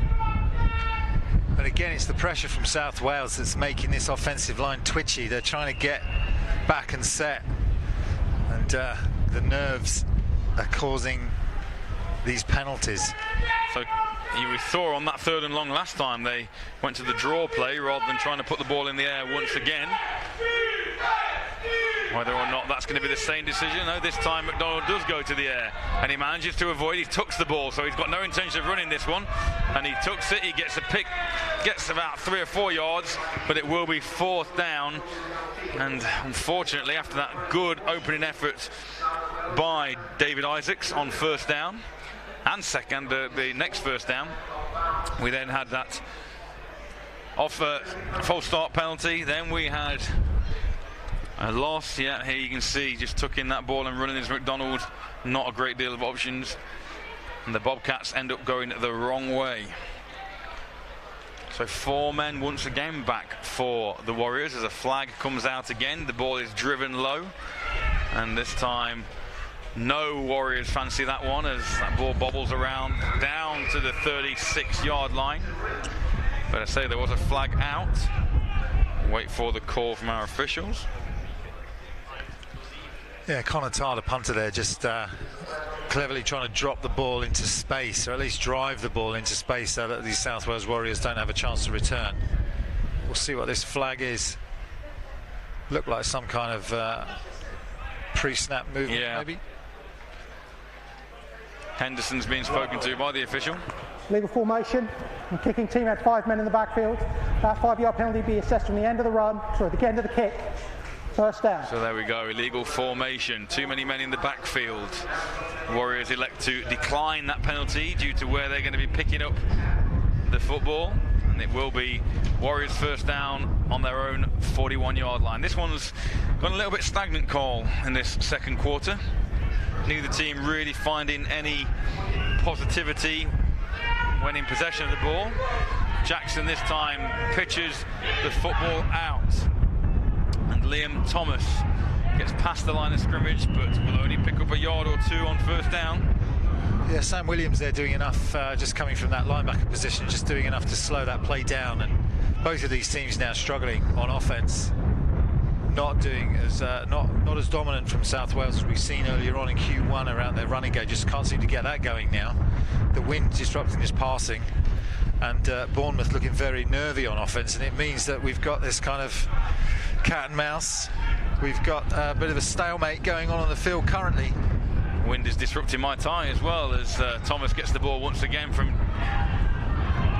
Dean Jackson. He makes a cut, gets out past first down territory, past midfield, up to the Bournemouth 47. First down, South Wales. That's better running from Liam Thomas, taking his time, picking his way. Sometimes you don't want to be hitting the line of scrimmage at full speed, but just take your time to pick your way through those blocks, find a route through, and he does. First down. Trips again to the left for Jackson, and Jackson pitches again. Thomas off the left-hand side. He's got a little bit of space, but he's pursued really, really well. Keith Barnes. In fact, 2 flags out, and actually it was Sam Williams once again, 18, confusing 18 with 13 from this vantage point. So the way that the Warriors are marching backwards, that looks like that's going to be against the men in green. But great pursuit there from Sam Williams, hunting down Liam. 2 fouls on the play. Holding, offence number 9, that penalty's declined. Holding, offence number 60. 10-yard penalty from the previous spot. Replay first down. But yeah, Sam Williams hunting down Liam Thomas like a lion stalking a gazelle. Beautiful, Matt. Mike Schneider on the penalty there, number 60. He's also one of the coaches. So it's a lot of player coaches, actually, if you look down the squad for both of these teams. And we interviewed Simon McLean earlier. He was in kit as well for Bournemouth. Backup QB McLean. Another flag comes out. Scrappy, Matt. Very scrappy currently. Just wait for the referees to have their discussion. We're thinking it's going to be an eligible receiver downfield against the Warriors. And the signal is against the Warriors. We'll just wait for referee Ockenden to confirm the call.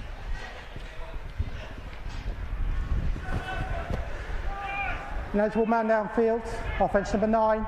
It's a 5-yard penalty from the previous spot. And replay first down. So, 1st and 25.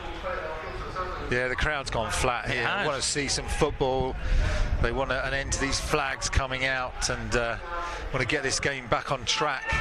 And actually, Carl, what a crowd. Just having a glance down there for this Division 2 game. Very impressive as Jackson goes to the air and he's got his man. And that man is Zach Taylor.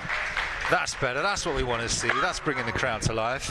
Calls Zach Taylor's name for the first time today with a nice leaping grab. Big, tall, rangy receiver is Taylor. Yeah, lots of space there as well. I think, you know, the 1st and 25 brings up a 2nd and 12. So this now becomes, they've got 2 downs to get that first down. This becomes a manageable series. The wind appears to have dropped momentarily as well for Jackson. He's got twins to the left, twins to the right. One man to his left in the backfield. He goes the way of the blitz, and it's Taylor again. So on consecutive plays, Taylor makes vital receptions and brings from 1st and 25. We've now got 3rd and 5. So great work by quarterback Jackson and wide receiver Taylor on 1st and 2nd down. Yeah, this is a new matchup. Well, we haven't seen it, but I'm sure South Wales planned for it. And it's working nicely on this series as they begin to bring some energy back into this stadium. 3rd and 7, looking at where the chains are currently. Jackson to the air again. He's got a man on a very quick slant there. And a different receiver once again. Jason Roberts, the recipient of this Jackson pass. 3 for 3 in his last 3 attempts. Yeah, Jackson. Nice play by Jackson. They go from 2nd and 25 to first down. That is the sort of play that will build the confidence of an offensive team. It appears that Bournemouth are trying to blitz a little more as well, and Jackson recognising this, throwing to where the blitzing Bobcats are coming from, because obviously that's where the space will be. First down, South Wales. Just outside the 30-yard line of the Bobcats, and another slant, and that could be PI. Oh, there's a big shout of pass interference from the stand as well, but nothing coming. It did look like the DB snagged the back of the receiver's jersey, but the officials don't seem to agree. Pressure coming from the Bobcats on that play. Jackson doing a much better job in being able to go to his first read 2 minutes 50 left in this first half here. New River Stadium, White Hart Lane, London. As the ball is pitched to Thomas, and Thomas misses the first man, but is clobbered by Sam Williams, the second defender there. The ball squirts out at the end, but referee Ockenden on the mark to say that the runner was down before that ball came out, but nevertheless that will bring up third down. Great play again by David Isaacs, who we've seen him coming in at running back and injecting something into this offense. But on that play, plays the edge really nicely, turning that play back, and then his teammate Sam Williams comes in to bring that runner down. Brings up a long third down for Jackson. Now he has had some success in those intermediate passes, 6-7 yards, and we know that they can go deep as well. Trips to the bottom of the screen. So third and long for the South Wales Warriors, going the wrong way after starting very positively on this drive. Rolling to his right is Jackson. He's got a man over the top, and it's in and out of the hands. Number 19, we've called his name a number of times, Michael Duncan, and that was probably a case of the breeze just catching hold of that one, and that will bring up fourth down Warriors. I don't know whether that was 19 or whether it was 17. Yeah, it's actually. 19. CG, is it 19? Yeah. So Michael Duncan, just not able to get to the... 2-minute warning at 1:57. So there we go, it's our 2-minute warning. Just looking on the Twitter, hashtag BrickBowl33. Alex Vasey, can you give a shout out to Matthew Morris, please? He's the mascot for South Wales Warriors today. Thank you, and great to know that Matthew Morris has been out there with the South Wales Warriors. We will continue to bring you tweets as we can, as Jackson does a little bit of a pooch punt, looking to try and pin the Warriors inside their 5, and the ball is fielded, and Tom Byrne makes the first man miss, reverses field, gets back past the 20-yard line, and what started out to be a good punt by Jackson turns into a relatively profitable punt by Tom Byrne. So under 2 minutes left in this first half, and it is first down Bobcats. Smart play that time by Tom Byrne, who's just everyone expecting that ball to roll into the end zone, and we'll have a look at it now. It's a nice punt by Jackson. It almost looks like a fake, and it means that Jackson gets the ball off. But you'll see here it takes that awkward bounce, and then nice play by number 24. Byrne does very well to make that first man miss, then reverse the field as life plays back underway with David Isaacs. Tried to break that one around the right end, gets positive yardage again for this Bobcat running game, which does show signs of life towards the end of this second period. Well, since David Isaacs come in, they have been able to get some yards to the edge, just on the pitch out to David Isaacs, so doing well, and the Bobcats will hope that continues. Also playing well on defence is Isaacs. So second and a manageable 7. Just lost our scoreboard momentarily.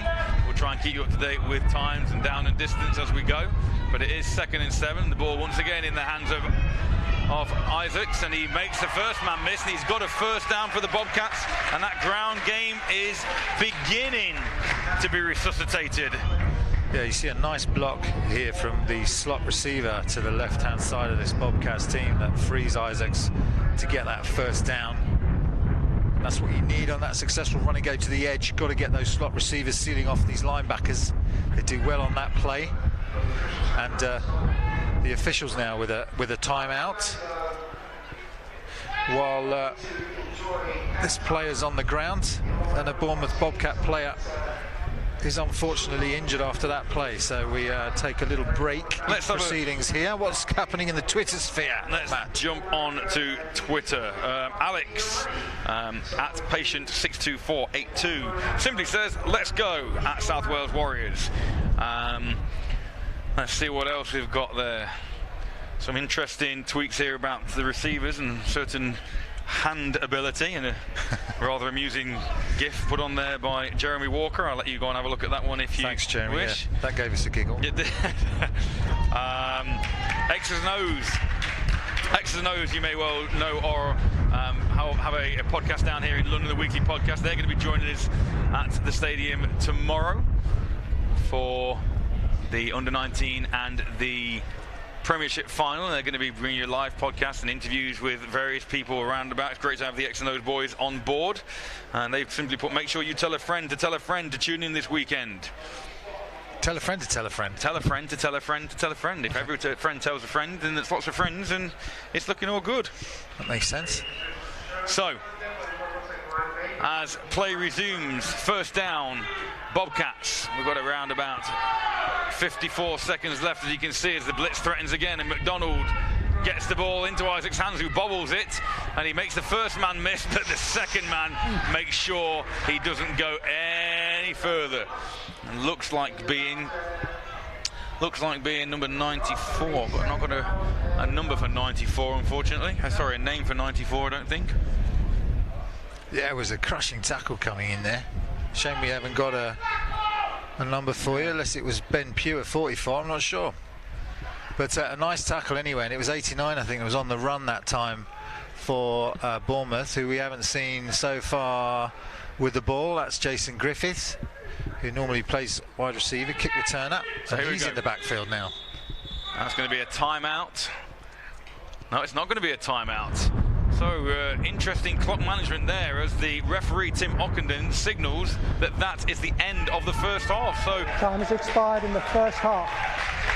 Interesting time management, clock management there, as McDonald speaks to the officials there.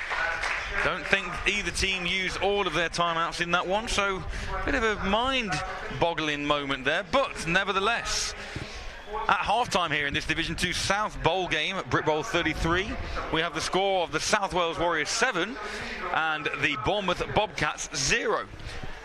We'll leave you shortly for a quick ad break, and then you'll be able to join Tash down in the studio for some half-time analysis. Don't go away.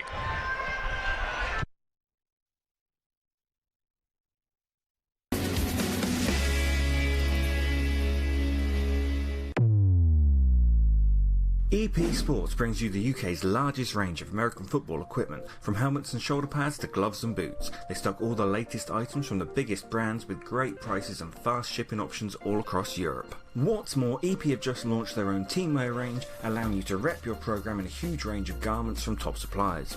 You can even set up your own team shop, and to kick things off, EP are offering up custom team polo shirts at just £10 a pop. To learn more, check out epsports.co.uk.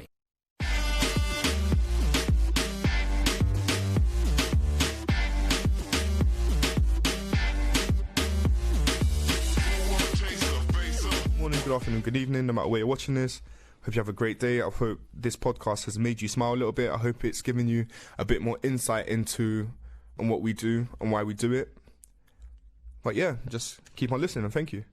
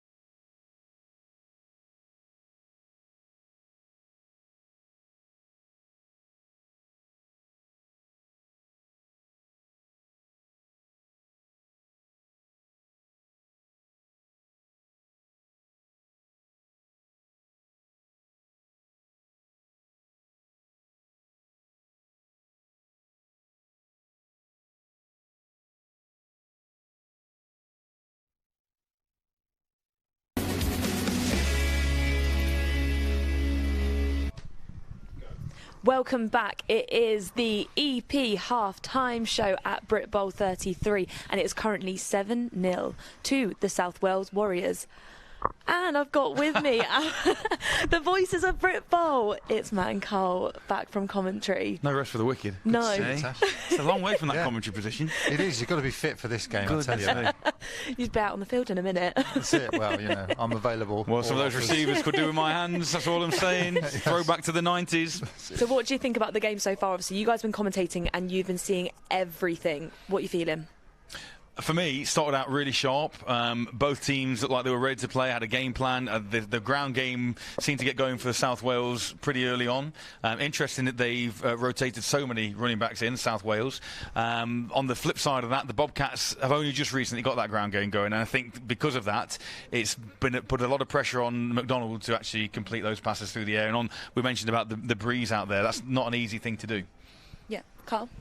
South Wales came out very aggressively on defence. I think Bournemouth really struggled to get that running game going and had to bring David Isaacs on, who normally plays linebacker. But once they brought him on number 9, he's begun to get some momentum for that ground game. So South Wales definitely coming out and being the stronger team. But I've been impressed by the way the Bournemouth Bobcats defence has been able to make an adjustment to that running game, and they really are stepping up and shutting down South Wales now on the ground. It means Jackson's got to go to the air more, which he's been doing.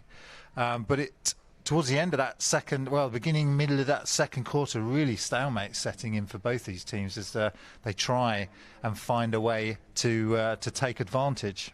Definitely. So for Bournemouth, standout players so far. You've obviously mentioned a couple of people there. I'd written down a couple of people as well. So number 84, Carl Phillips. Sure. That I actually wrote down he was the momentum maker. On that particular drive, South Wales had obviously, you think right back earlier on, and Bournemouth had that 3 and out on that first drive, and then South Wales looked to be going 3 and out, and the kicker, running into the kicker penalty, obviously gave them that momentum back, and then they marched down the field and scored, and you thought from that point, well, how are Bournemouth going to bounce back in this one? And like you say, that the long ball over the top on that next Bournemouth drive, I think gave them hope, gave them confidence that they could attack this South Wales team, and did put them in a scoring position. It was just the fact that South Wales defence again stood up on that particular drive. But yeah, very much so. Number 84, name eludes me again. Number 84, Carl Phillips. Yeah, Carl Phillips, definitely a big play on that particular drive to keep things going. Yeah, for sure.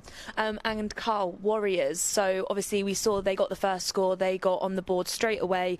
Number 5, QB Jackson, and to number 6, Jones with the run play there. Yeah, and that's been a duo that's been very strong for South Wales throughout this season. Was strong against the blitz, and they come in here and they do the job they're supposed to do on that drive. And it was a very impressive drive, actually. The big play, great catch over the shoulder by Kasparas, I think his name is. He made a fantastic play on that drive, and then they give the ball twice. While they camped at the 4-yard line, give the ball twice to Hughes, once on the pitch, and then just barrel it up the middle. And he's so big and strong, difficult to bring down, and the Bobcats couldn't match it, and they're in for 6. But after that, they've lost a lot of momentum of South Wales, and the Bobcats have come back into it. So it's interesting right now the way the game's poised. We talked about it being a boxing match. And very much a sort of South Wales got that first big punch in early doors, but the Bobcats have weathered that storm, and it's kind of these now body punches and who's going to get the next big hit in. Definitely, because we saw South Wales come out very aggressive from the get-go, pretty much showing Bournemouth, we're here to play aggressively, we're here to show you how that we're going to win, basically. However, it has gone a bit stale towards the end of, I guess from the second quarter. And what I've got down is flags, penalties, discipline. There doesn't seem to be any discipline with either team at the moment, with lots of flags coming in, as you saw towards the end of the second quarter. A lot of it's down to execution, and I mean, this game, if you're not overly familiar with this game, it's about getting reps in practice and making sure you know on every play what your role is, and knowing the snap count, and basically, like you say, repetition in practice, so that on game day you can replicate it, because all those penalties they're momentum killers, and the more penalties you have in, and the wrong direction you travel, then obviously that gives a massive opportunity for the opposition. It can be contagious as well. You see often games where you get scrappy play. Bournemouth started it, actually. There was penalties, bad snaps, low snaps. And then it kind of gets picked up by the other team, and suddenly they become scrappy as well. These two teams are well matched, they're evenly matched, and it's going to take an act of leadership and an act of kind of dominance for one team to say, all right, we need to take control of this game. And you can guarantee that's the conversation that both these head coaches are going to be having with these teams in the locker room, is you've got this, guys. You just need to step up, cut down the mistakes, let's stop the silly penalties, and let's step up and take control of this one. One other thing to mention is that the Bournemouth Bobcats offensive line looked very nervy towards the end of that second half, simply because they've been under so much pressure. So some of those offside penalties, some of those false start penalties, they're being caused by the relentless pressure that this South Wales defence is putting on this Bournemouth Bobcats offence. So they're having to do everything they can to pick up these pass rushes. Blitz pretty much every play from South Wales. And we mentioned again, McDonald is having no opportunity. They tried to roll him out a couple of times to avoid that pressure, but other than that, he's thrown off his back foot all the time. And until that last drive, the ground game of Bournemouth hasn't got anything going, and therefore it's going to put even more pressure on the passing game. Do you think, however, South Wales blitzing every single time is the reason why Bournemouth managed to get those yards in that 2-minute warning? Because when you look at them blitzing every single time, that's going to wear out the players.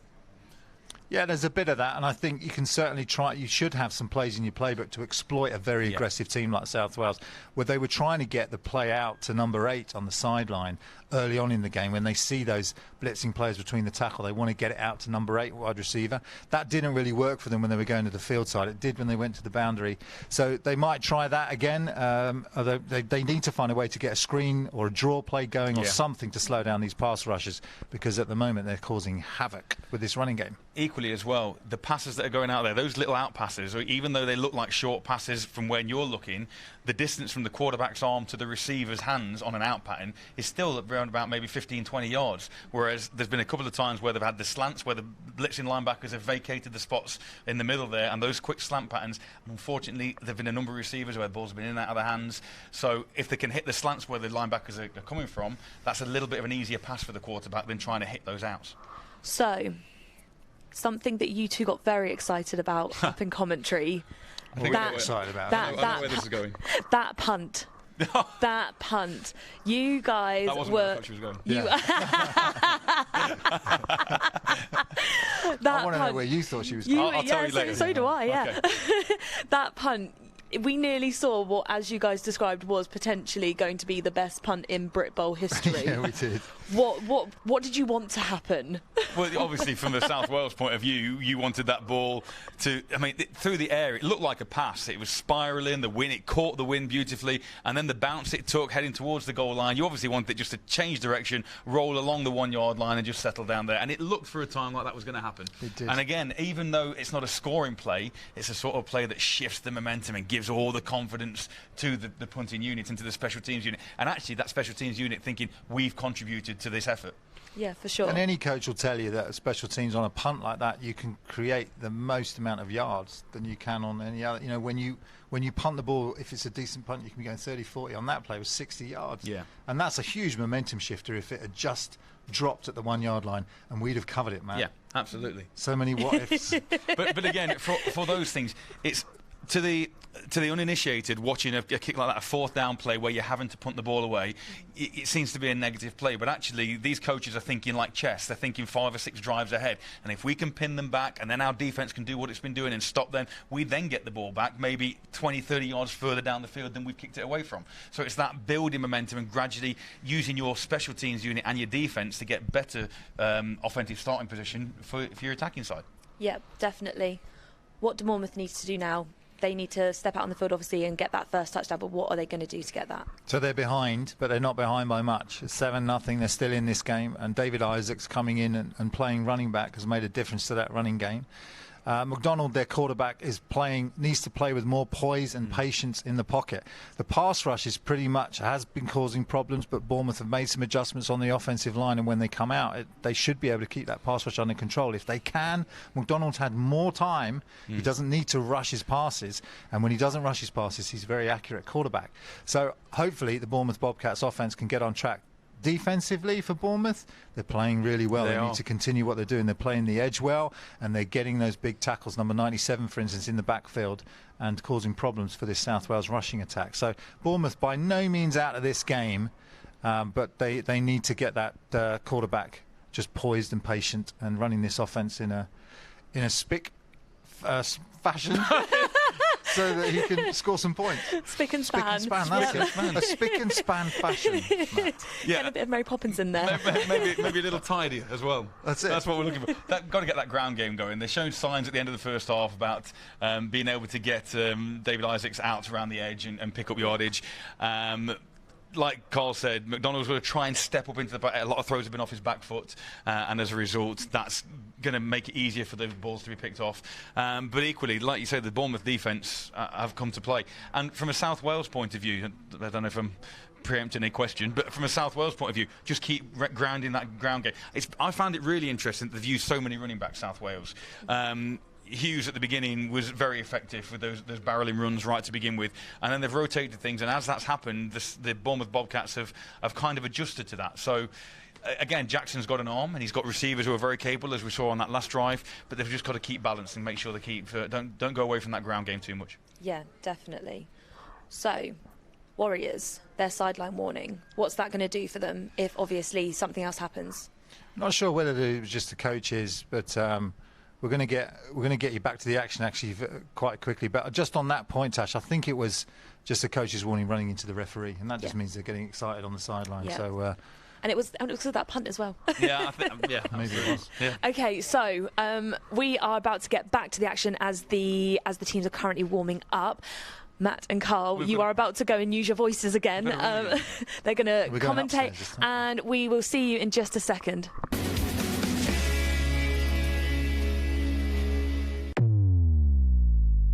EP Sports brings you the UK's largest range of American football equipment, from helmets and shoulder pads to gloves and boots. They stock all the latest items from the biggest brands with great prices and fast shipping options all across Europe. What's more, EP have just launched their own teamwear range, allowing you to rep your programme in a huge range of garments from top suppliers.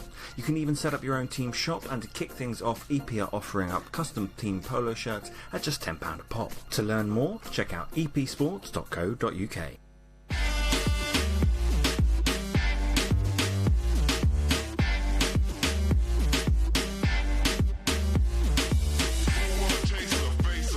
Good afternoon, good evening, no matter where you're watching this. Hope you have a great day. I hope this podcast has made you smile a little bit. I hope it's given you a bit more insight into what we do and why we do it. But yeah, just keep on listening, and thank you.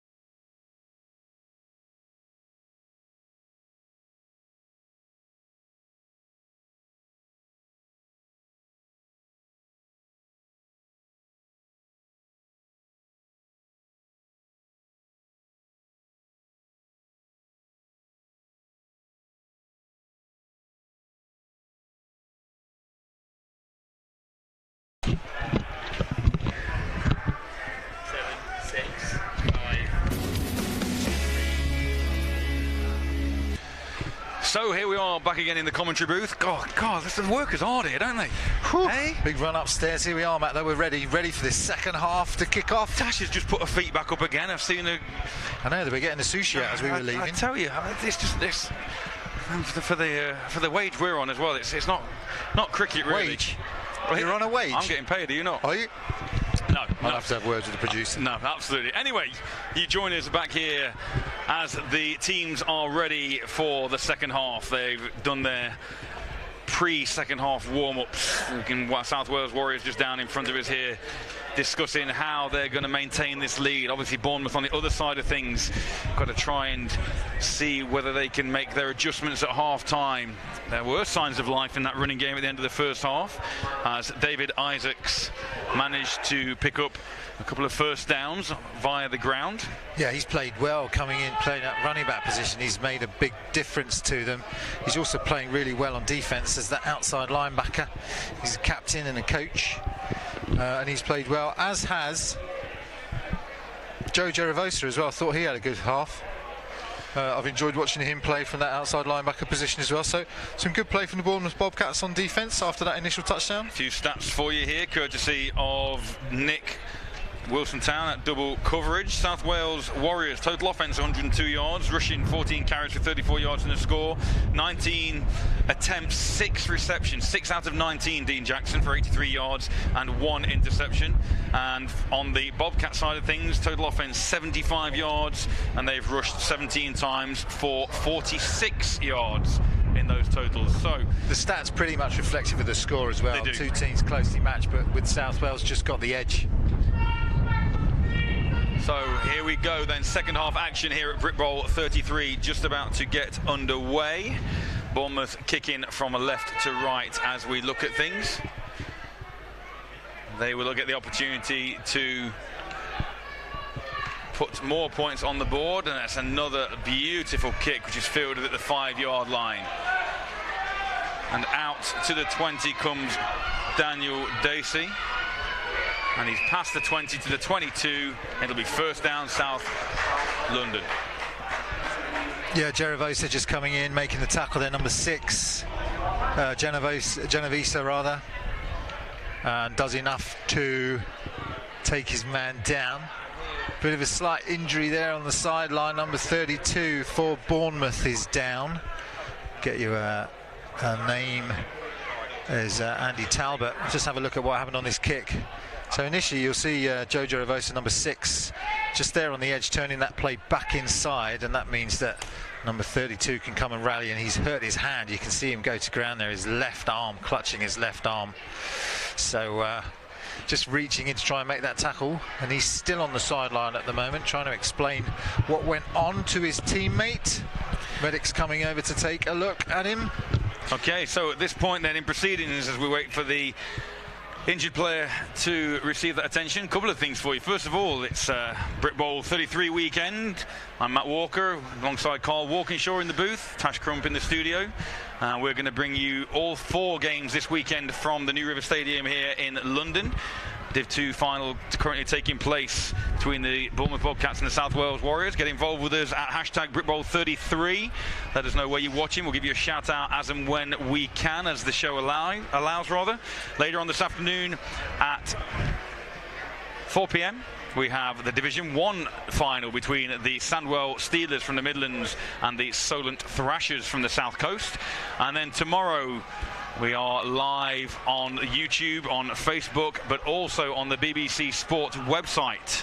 First time Onside Productions have delved into that side of things. We're very, very excited about that, to try and hit a wider audience, and we'll be bringing you the under-19 final between the East Kilbride Pirates and the London Blitz, kicking off at 12 o'clock. Our show starts at 11:15, and then in the afternoon, the big one from 3:15.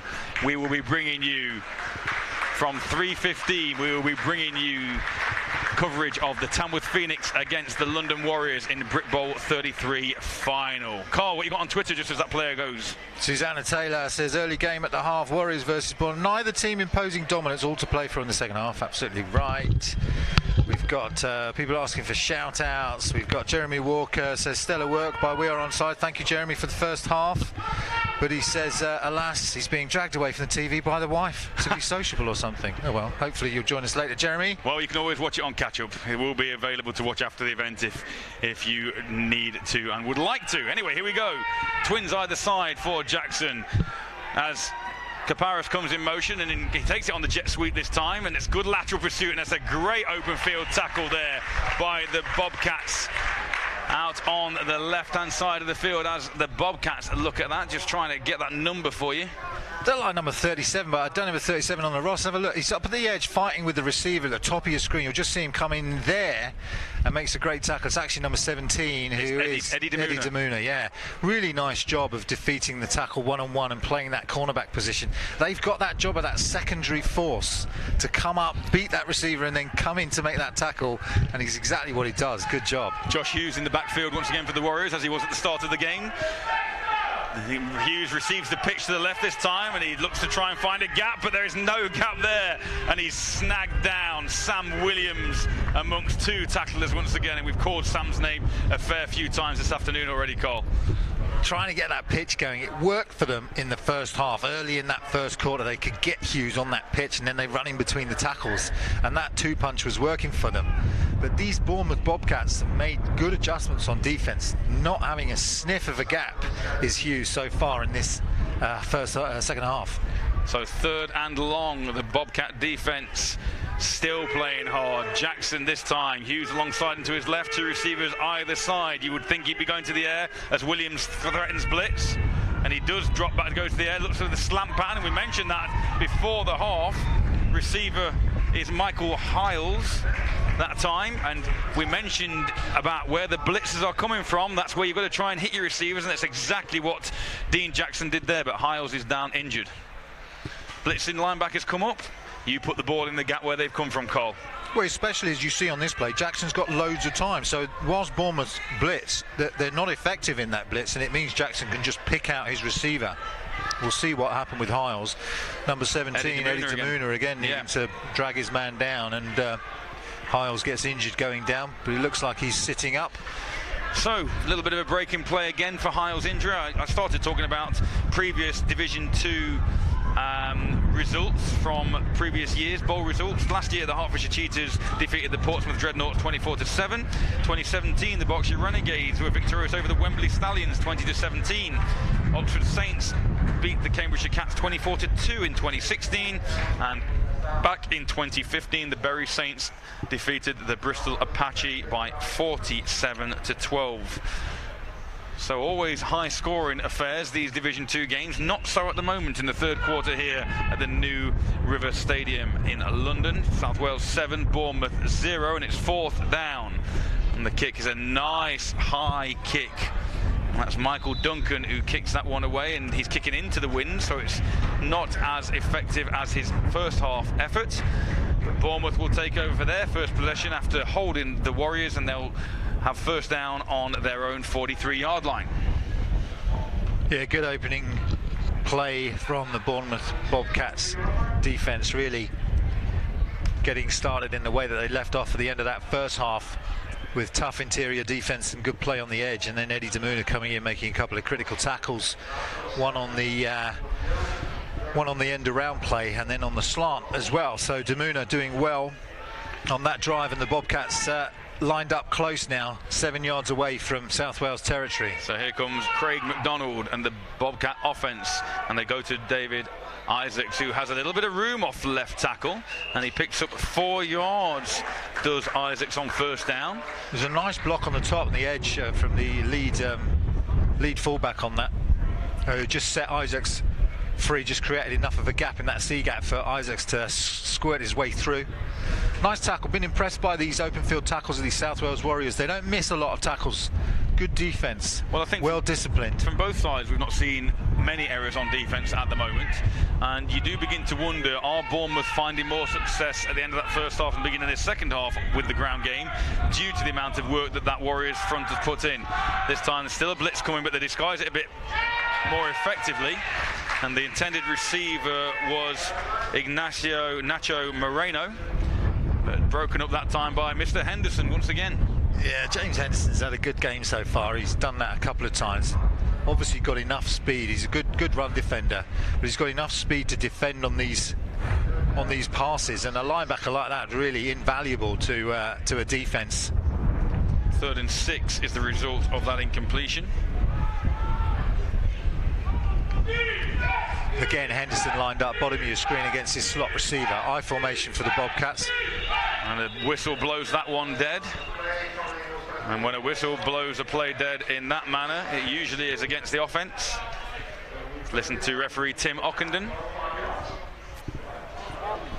False start. It's the offence. 5-yard penalty. Remains 3rd down. There we go. False start, Bournemouth. So for all the good that they achieved on first down, the second down incompletion followed by the third down false start puts them behind the chains once again, 3rd and 11. You can't overstate the difficulty of being these 3rd and long situations. You know, 3rd and medium, 3rd and long instead of 3rd and short. It's so much more difficult. That's what's reflected in the statistics. South Wales have been better getting into 3rd and short. So McDonald back to pass again. He's got a bit of time. Once again throws off his back foot though, and that's just hanging in the air. And the 2 or 3 Warriors had an attempt to make that interception, one of which was Warren Coombs. I think that's number 80 there, alongside Chris Bartlett-Legg. Yeah, you can see here it's a 50-50 ball as it's in the air. Two defenders over there for the Warriors, 2 receivers as well. Just shouldn't ever have left the quarterback's hands, that one. 4th down. 4th down, and what started as a positive drive for the Bobcats ends in a 3 and out again. And then look at the beautiful punt kicking from left to right. And the ball takes a couple of bounces and is then fielded by Daniel Dacey, who runs 7 or 8 yards laterally and is then met by a host of Bobcats. Just give a shout out to Connor Tarr on these punts, number 61. Just a big booming kick, loads of height, good distance, allows the coverage team to get underneath. And then of course we very nearly had the very, very special 60-yard punt by South Wales. Yeah. So here we go then, 1st down, the Warriors pinned inside their 20. 1st down at about the 16-yard line. This the precursor to our big game of today, the Division 1 final between Sandwell and Solent. 4 o'clock kickoff for that one here. As Jackson drops back, he goes up top, and this one is in and out of the hands of the defensive back. And actually the receiver that time had to play defensive back, otherwise that would have been a certain interception. Yeah, it's just a timing pattern. They loft the ball up, quarterback Dean Jackson trying to get the ball to his receiver. We'll just see it here, just looks left, then back to his right. He's trusting that the separation is going to be there, but that cornerback just hovering there 7 yards deep and just waits for that ball to come down, but couldn't hold on to it. 2nd and 10. Jackson has Hughes again alongside him, and he pitches to Hughes, and Hughes has a couple of blockers out in front. But what a great defensive effort that time by Joe Genovese. Yeah, he's impressed me on the edges, Joe Genovese. He's a great player. I mean, that's almost like a rugby pitch, you know, out to Hughes to try and get him to the edge. And Genovese fighting off a blocker in front of him. Oh, 2 blockers. Keeps his outside arm free and makes a great tackle. To be fair to him, he looked at that, and if you can see on this replay there, just at the left of your screen, there's 2 men there on Genovese, and he manages, as you say, to fend them off and wrap Hughes up. Hughes does pick up 3, so it'll be 3rd and 7 now. There's the stack formation, and Jackson has room round to his right, and he's going to get 1st down. He points his way to his receivers to block, and a broken play, but a successful play for Jackson, and 1st down Warriors. Well, I think Jackson's smart on this play. If you notice what he does, he takes the ball, the snap of the ball, turns his shoulders to the left, but he knows that the field side is wide open because they didn't have a defender out there. And the reason why is that South Wales had trips to the bottom of the screen. No defenders into the space, but Dean Jackson finds a way to make those yards and get this 1st down. Jackson and the Warriors twins either side this time. Hughes still behind him. Pistol formation, he throws to where the blitz is coming from, and it's Genovese once again who's applying the pressure, and that ball falls harmlessly to the ground as far as the Bobcats are concerned. So still playing hard, these Bobcats, and bringing their own pressure. Jackson not able to step up into the pocket again on that last lofted pass that was almost picked off. It was very much off his back foot, thrown into the wind. Managed to get away with it, but 2nd down and 10. See what the Warriors dial up this time. Hughes still alongside him, and Hughes has been used mostly on the edge in this drive. Not much, and then that's going to be a false start against the right tackle for the right guard, in false fact. Start, offense number 57, 5-yard penalty, replay 2nd down. Tandy Price, that's called for a false start, obviously reacting to that Bournemouth Bobcats blitz threat. Still very edgy here. Very edgy from both teams.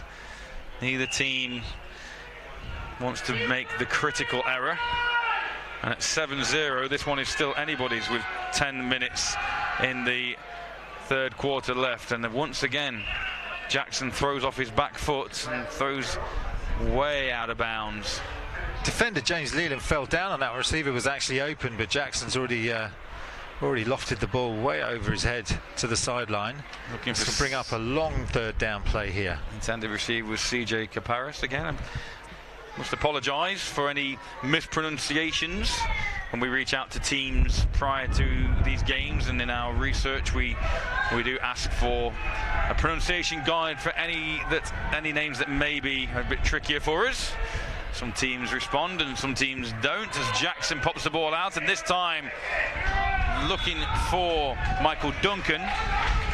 That pass broken up by James Leland, and again good pressure coming Jackson, that time. Yeah, from the backside. I think the ball was just tipped as it left his hands, and it comes out very awkwardly. From our vantage point as well, we could see that defender just making his way behind Jackson, and if Jackson had held on to that football a second longer, he would have been eating dirt. But fourth down, Bournemouth successfully fend off another Warriors attack, and a low snap that's well fielded. Another good high punt, but kicking from right to left here this afternoon is always going to hang up in the wind, and Bournemouth start inside their 45-yard line. But as we mentioned at half-time, that change of field position with the punts is gradually working in the Bobcats' favour in this second half. Which one of these teams is going to step up and take control of this game? That's the question, and we need a player to really step up and take dominance. It can come either from offense or defense. Sometimes a good defensive play, a hit, jar the ball loose, a turnover. That's the sort of play we need in order for one of these teams to really step up and break this stalemate, because at the moment it's still going back and forth as it was at the end of the first half. Remember, get in touch with us, hashtag BritBowl33. Going to try and give you a shout out and a mention on air if we can, as McDonald drops back and he hands off to Isaacs. Isaacs puts his foot in the ground, and as he does so, three Warriors converge on him. He's going to be given 2 yards for his efforts on that one, as a Bobcat lying prone on the ground, pointing to the lower left leg. Yeah, again, Henderson playing the edge there for South Wales Warriors really well. You'll see it on this play, the lead blocker coming out. And watch the right tackle as well, who's the guy that ends up getting injured. Watch 55 play the edge here. Forces that runner back inside, then helps out with the tackle. And it's number 75, I think, that's gone down to the ground. 72. And he's still down. And that is Paul Jogan. And we hope he's all right. Some great pictures, actually. If you go to Twitter, you want to look at some pictures from the first half. We've got Kyle Hemsley's put a few half-time pics up there, and they look great, including Henderson making some tackles and some runs from South Wales. So keep those tweets coming in. BritBowl33. Let us know what you think of this first opening game of this big weekend of football over Saturday and Sunday. This is the first game, and it's a cracker so far. 7-0, very close. We thought it would be close, and it is. We did indeed. Alex Thompson been very active on Twitter. Some tweets we may be able to read out, some we won't. Thank you for your input, Alex. Good to know you're watching. So, first down, Bournemouth. Sorry, second down 8, Bournemouth, as we come in from the injury timeout. McDonald with those 2 running backs behind him again. He slings the ball out. That's a beautiful pitch and catch. Nacho Moreno, the receiver, and that ball hit him in stride, and he managed to pick up 3 or 4 yards, and that's possibly the best pass of the afternoon for McDonald. It's got to be the best name on the roster as well, isn't it? Ignacio Manchira Moreno. Nacho to his mates. Well, all right, Matt. I'm just giving him the full name that he's due. You are right, known as Nacho.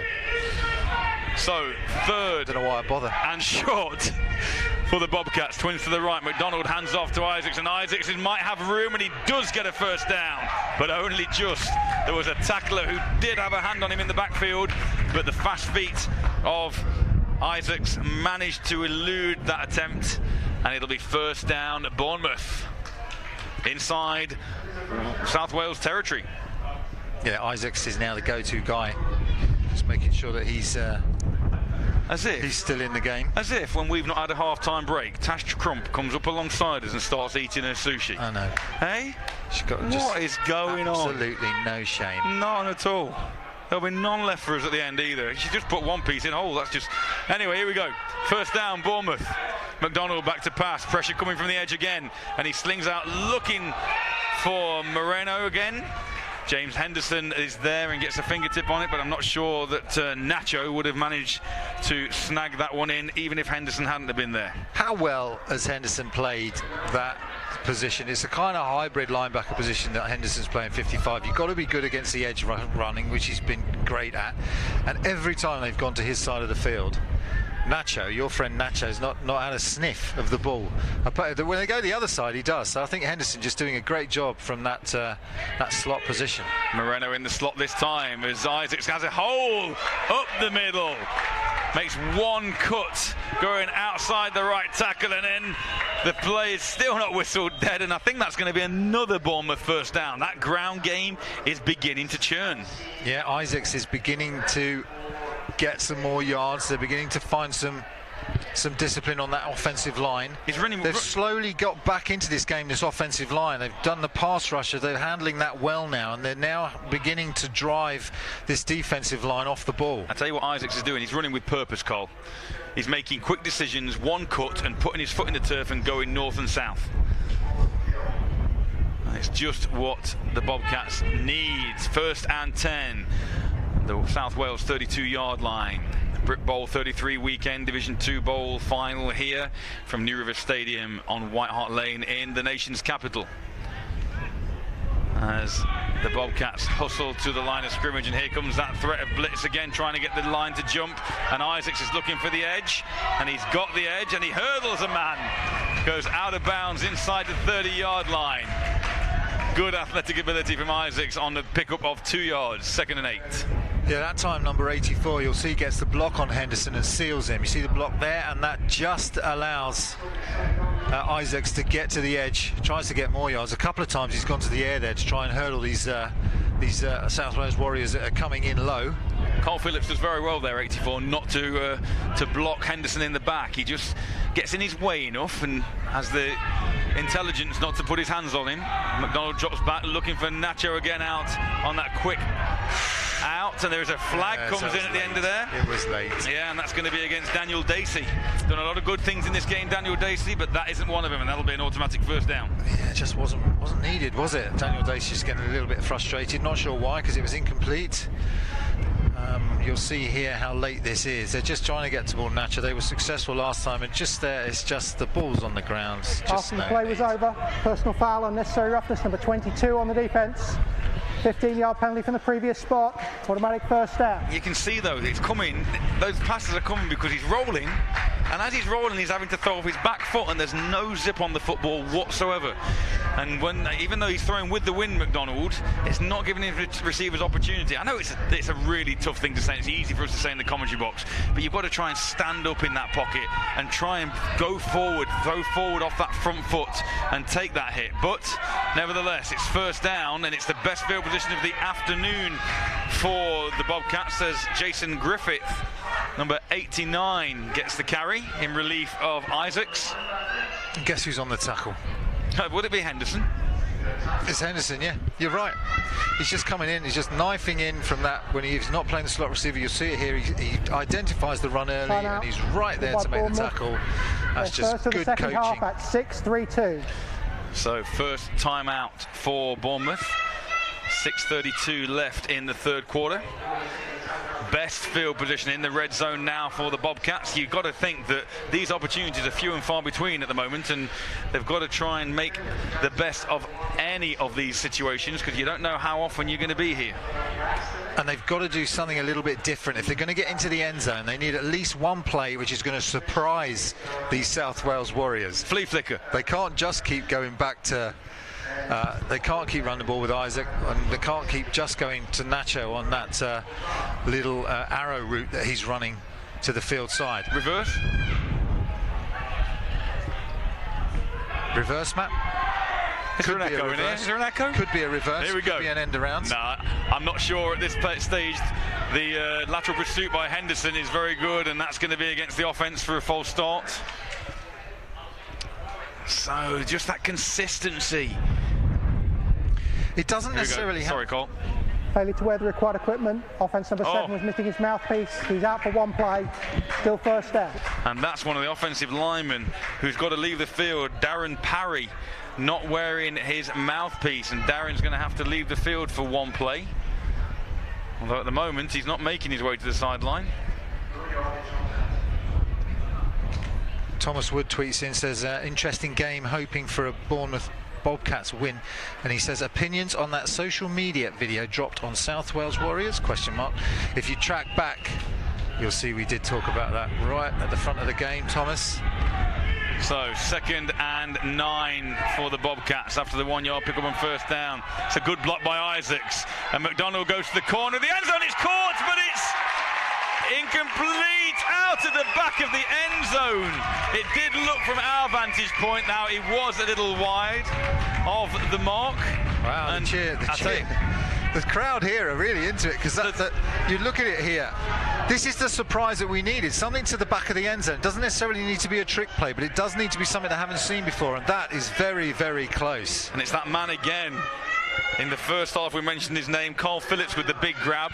And I tell you what, if it hadn't been as windy as that, that ball might not have floated quite as far. We'll get another look at that. We think that's close. Tash thinks that's a TD. We'll need to talk about it at the end of the game. Talking point for Tash at the end of the game if she's finished eating by then. But 3rd and 8. Drops back to pass again. Does McDonald. Same play.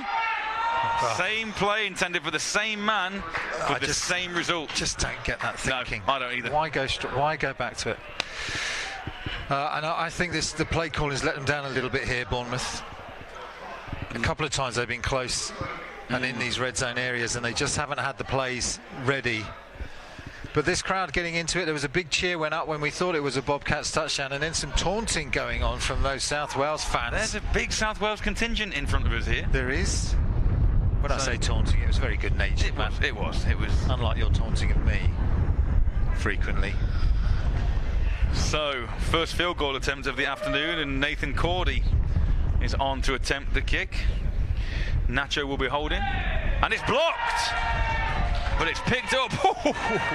It's picked up by Adam Bowley, and he probably, once he picked that football up, wishes he hadn't, because as soon as he picked it up and started trundling forward, he was met with no uncertain terms in the midriff. Liam Thomas says, not so fast, sunshine, and drops him. First down, South Wales, but the Bobcats will be buoyed by this. Here we go on that extra point, on that field goal attempt rather. Yeah, just good pressure up the middle and getting their hands up. Picks it up. Here comes Liam Thomas. Boom. Good form tackle. Down you go, sir. Good form tackle. On not a small man. No. So, again though, positive signs from the Bobcats. Let's see. Yeah, you just think they might be running out of opportunities, don't you? I mean, they're not going to be down this end of the field. They certainly haven't been able to get there at will so far. But it is positive signs. You just feel that they're getting a little bit more momentum as this game progresses. So here we go, first down, Jackson and the offense with Kaparis in motion. 3 receivers now to Jackson's right, and Hughes still in at running back, and he gets the ball off right tackle, fends off stiff arms 2 defenders, and then tries to truck over a 3rd and picks up 6 yards on first down. Series of players now trying to step into that leadership role. Hughes trying to dominate, trying to get back to the kind of form he had in that first series for South Wales. Difficult to tackle. Can he maintain that sort of running form? If he can, that will make a difference to this game. 2nd and 4. Again, Hughes, this time up the middle, and he bounces off the first tackler. And the second man brings him down, but not before Hughes picks up a South Wales first down. When you're in trouble, Matt, what do? You go back to what you do best. Go back to the basics, absolutely. And that's what they've done here to get them that first down. 2 runs by Hughes and a first down. And that gets them out of a bit of trouble. A nice direct dive play straight up the gut. Hughes stays in at running back. Those twins either side for Jackson this time. He surveys the defense, and here comes the blitz. Yeah, there is a blitz. He goes up top looking for his man, and that's caught. Looks like a bit. You're signalling pass interference, and you were signalling offensive pass interference, and I'm inclined to agree with you, but nothing called by the officials as Michael Duncan hauls that one in. And we'll see if we can get that on the replay here, Cole. So you'll see here, it's a nice play by Dean Jackson, nice and poised, but he's got time in the pocket here, no pressure, and so he can loft this ball up. Now here's where you want to have a look. You see that push off just there, and then the offensive player makes the reception. Now it's half a dozen 160 the other. It's interesting. You could argue it. The defender didn't sort of, protest that, as it's a naked bootleg for Jackson. He's rolling around to his right. He's got a man and it hits that man.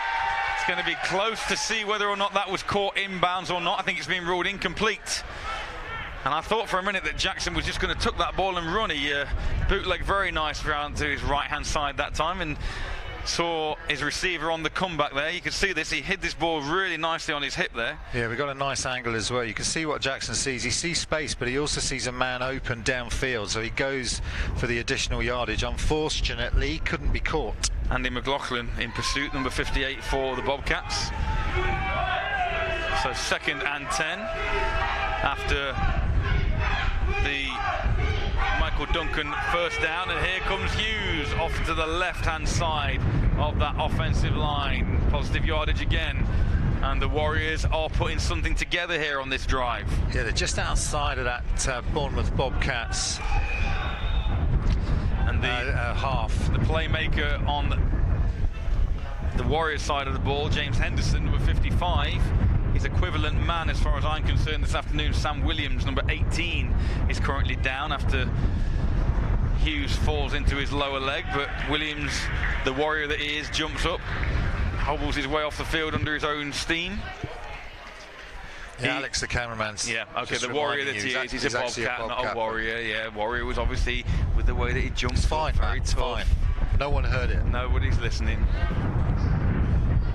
So 3rd and 7 for the Warriors. Jackson once again, 3 receivers to the right this time. Not a massive pressure coming, and Jackson rolls right, puts the ball over the top beautifully into the arms of Michael Duncan again, and Duncan is fast becoming Jackson's go-to guy on this drive. Jackson does nice there on the rollout as he did the previous play. You'll see here they're getting away from that pressure.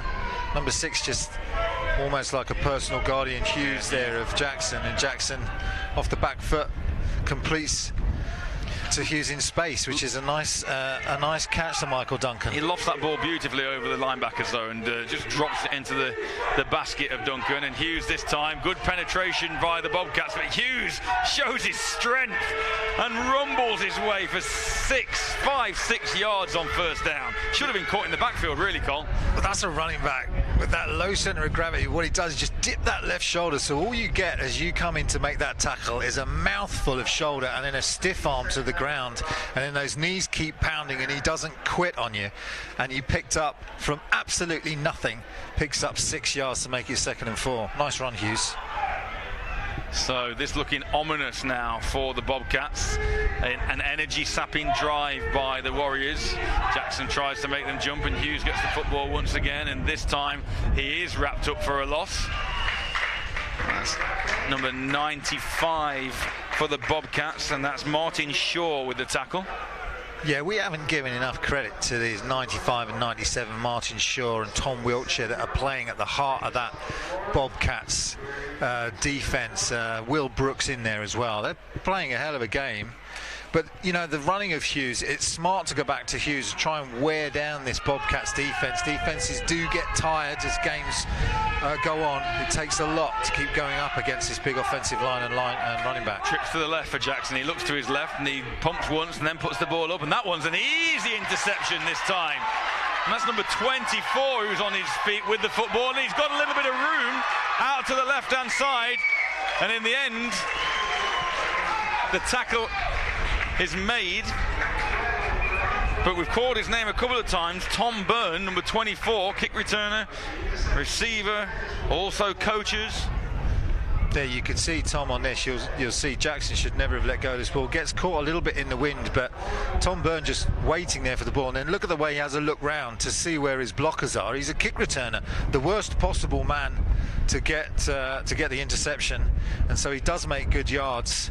And it's a saving tackle, I think, by try and get a number on that. But let's hear from the ref. After the play was over, personal foul, unnecessary roughness, number 23 on the intercepting team. 15-yard penalty from the end of the run. First down. Ross Duncan guilty of marching the Bobcats back at the end of the play, and again, that's just the sort of penalty that's just going to hurt your team. No need for it. We talked about discipline at half-time, and that's the sort of, well, a positive play from the interception for Bournemouth turns into a negative because they're going to be starting way back from where Byrne managed to take that return. Yeah, I mean, that penalty from Duncan Ross, it basically just wipes off the great interception return of Tom Byrne. So the 15 yards that Tom Byrne got's taken off the board. But let's see what the Bobcats can do. Can they take advantage of this turnover? And when it comes to McDonald, back to pass. Blitz coming again. That slings it out sidearm, and he's got his man. And guess who? And that's going to be helmet-to-helmet contact. So that's going to be a first down. Great catch by Phillips once again, who lines prone on the floor. And I think the contact was made by Warren Coombs once again, safety. And it's going to be a personal foul penalty. Great catch, though. Yeah, and sorry, Colton, to hold on to the ball under that pressure. Yeah, you see it here, the sidearm comes slinging out at speed. Great catch, and it is helmet-to-helmet contact. The referee was poised with that flag, and as a defensive player, you've got to pull out of that and deliver a shoulder blow. You have time to pull out. Great work by Shane, our sideline cameraman down there, getting a fantastic shot of that helmet-to-helmet contact.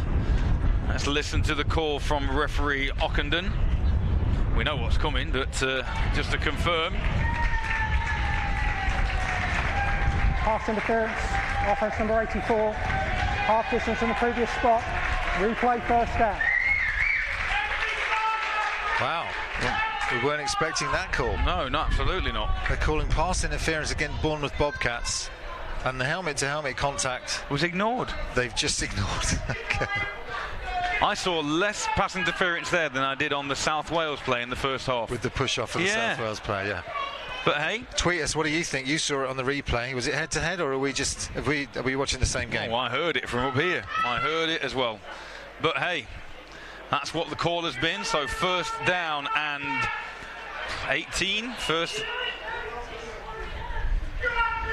and 18, and this time they hand it off to Isaacs, and Isaacs is he's perilously close to his own goal line. Wow. Henderson signalling touchdown. Henderson signalling. Well, it wouldn't have been a touchdown because Isaacs had easy possession of the football. I think he got his signals confused. Did Henderson? Didn't put his hands together with his head to signal safety. Let's give a shout out to Luke DaCosta on Twitter, who says over 3 hours of driving from Southampton to get here, but we've finally arrived at Brit Bowl 33, and my old teammate Tom Byrne welcomes us with a pick. Go Bournemouth Bobcats. Welcome to the game, Luke. Thanks for tweeting in. Unfortunately, though, two big penalties have the Bobcats camped in their own 10-yard line. Second and a mile. McDonald keeps the football, sticks his head in the middle of that offensive line, picks up a couple, but it's not going to be enough. It's going to bring up third and forever. Yeah, they're in trouble now, these Bobcats, from that reception. Pass interference call really put them in a hole. Very close to the end of this third period. May well get one more play before time expires. Still 7-0 here. You just get the feeling if South Wales were able to make something happen, get this ball out, cause some kind of turnover, put this offence under pressure, it'd be difficult for the Bobcats to recover. They're finding it so hard to make yards against this defence. Here comes McDonald back to pass. Pressure off the edge once again. Puts the ball over the middle, and it's... Oh, I think that might be intercepted, you know. That might have been intercepted. The signal comes from the sideline. And you've got to say, initially, Joe Edwards had the ball, but it was a fantastically timed tackle initially to dislodge the football. This is incredible. Here we go. So he's got it, but then great tackle there. Get a number Does it for you hit if the we can. ground? Well, we can't see the angle, but it looks like it's just sat on the back of that receiver, number 10. In the third quarter. So it must have just been sat there. And number 20 for the South Wales Warriors picks it up. And it was Wayne Coombs, number 80, who made the initial contact once again. The man who was at the centre of the debate of the helmet-to-helmet hit about 2 minutes ago. But really well-timed tackle by Coombs to separate man from ball. And then, as you mentioned, Cole, it looks like Chris Bartlett-Legg has come up with the turnover. Chris Bartlett-Legg with the most incredible play right at the end of the third quarter. That gives the South Wales great field position just outside the red zone. And they're now working with the wind. Dean Jackson, we know, is accurate. He makes good decisions. Any other form of score now, you think is curtains for this Bournemouth outfit. Let's see if they can find one more defensive stand to keep themselves in this. Jackson with the man in motion. Hands off this time to Abruzzese. And there's a flag on the play, coming in the vicinity of holding. So Daniel Abruzzese, once again, apologies for our pronunciations if they're not quite on point. Let's have a look, see if we can see what this might be for. More than likely going to be a hold, and the Warriors are marching back. Holding, offence number 63, 10-yard penalty from the spot of the foul, replay first down. Just watching the replay here, you can see the pulling guard that just grabs 58 and hurls him to the ground, and there's your hold. Right there, good camera work by Shane again, bringing us these great shots from Onside Productions. So both teams marching further backwards through ill discipline than they are forwards through their own positive play. As this South Wales contingent in the stands continue to make noise. 1st and 20. Jackson rolls to his right, now sets his feet, puts the ball up, and it's up in the air, up for grabs, and the nearest man was Michael Duncan once again as the ball was tipped up by a Bournemouth defender. Could have been anyone's ball again there. These are 50-50 balls going up into the air. We've seen a few of those today. Whenever that ball's tipped, you'll see it here. Jackson good on the rollout, pressure coming but picked up well by the running back, gives him additional time. But once this ball's in the air, it's anyone's ball, and if you're converging on the ball as a defender, you can see what the offensive players tend to do is sit back and watch. Defensive players should be converging on the ball more often than not. That's why they get the picks. Tipped up by Chandler, Robert Chandler, number 20 for the Bobcats. Jackson once again then, that familiar formation, fakes the handoff this time, goes looking up top for his man, and his intended receiver just watches the ball sail out of bounds. Jamie Gilpin was who Jackson was looking for that time. Often when you get a big play like that, the incredible interception that we just saw by Chris Bartlett-Legg, you try and get the quick hit, you know, you get the momentum of the interception, you go deep to the end zone, and they've tried that twice now, South Wales, but it's put them in a hole because they're now 3rd and 15, having made no yards at all in this series. In fact, been driven back. As the smell of the stadium barbecue wafts through our commentary booth, Jackson goes to the air again on 1st down. Oh, and that is an incredible interception by Byrne.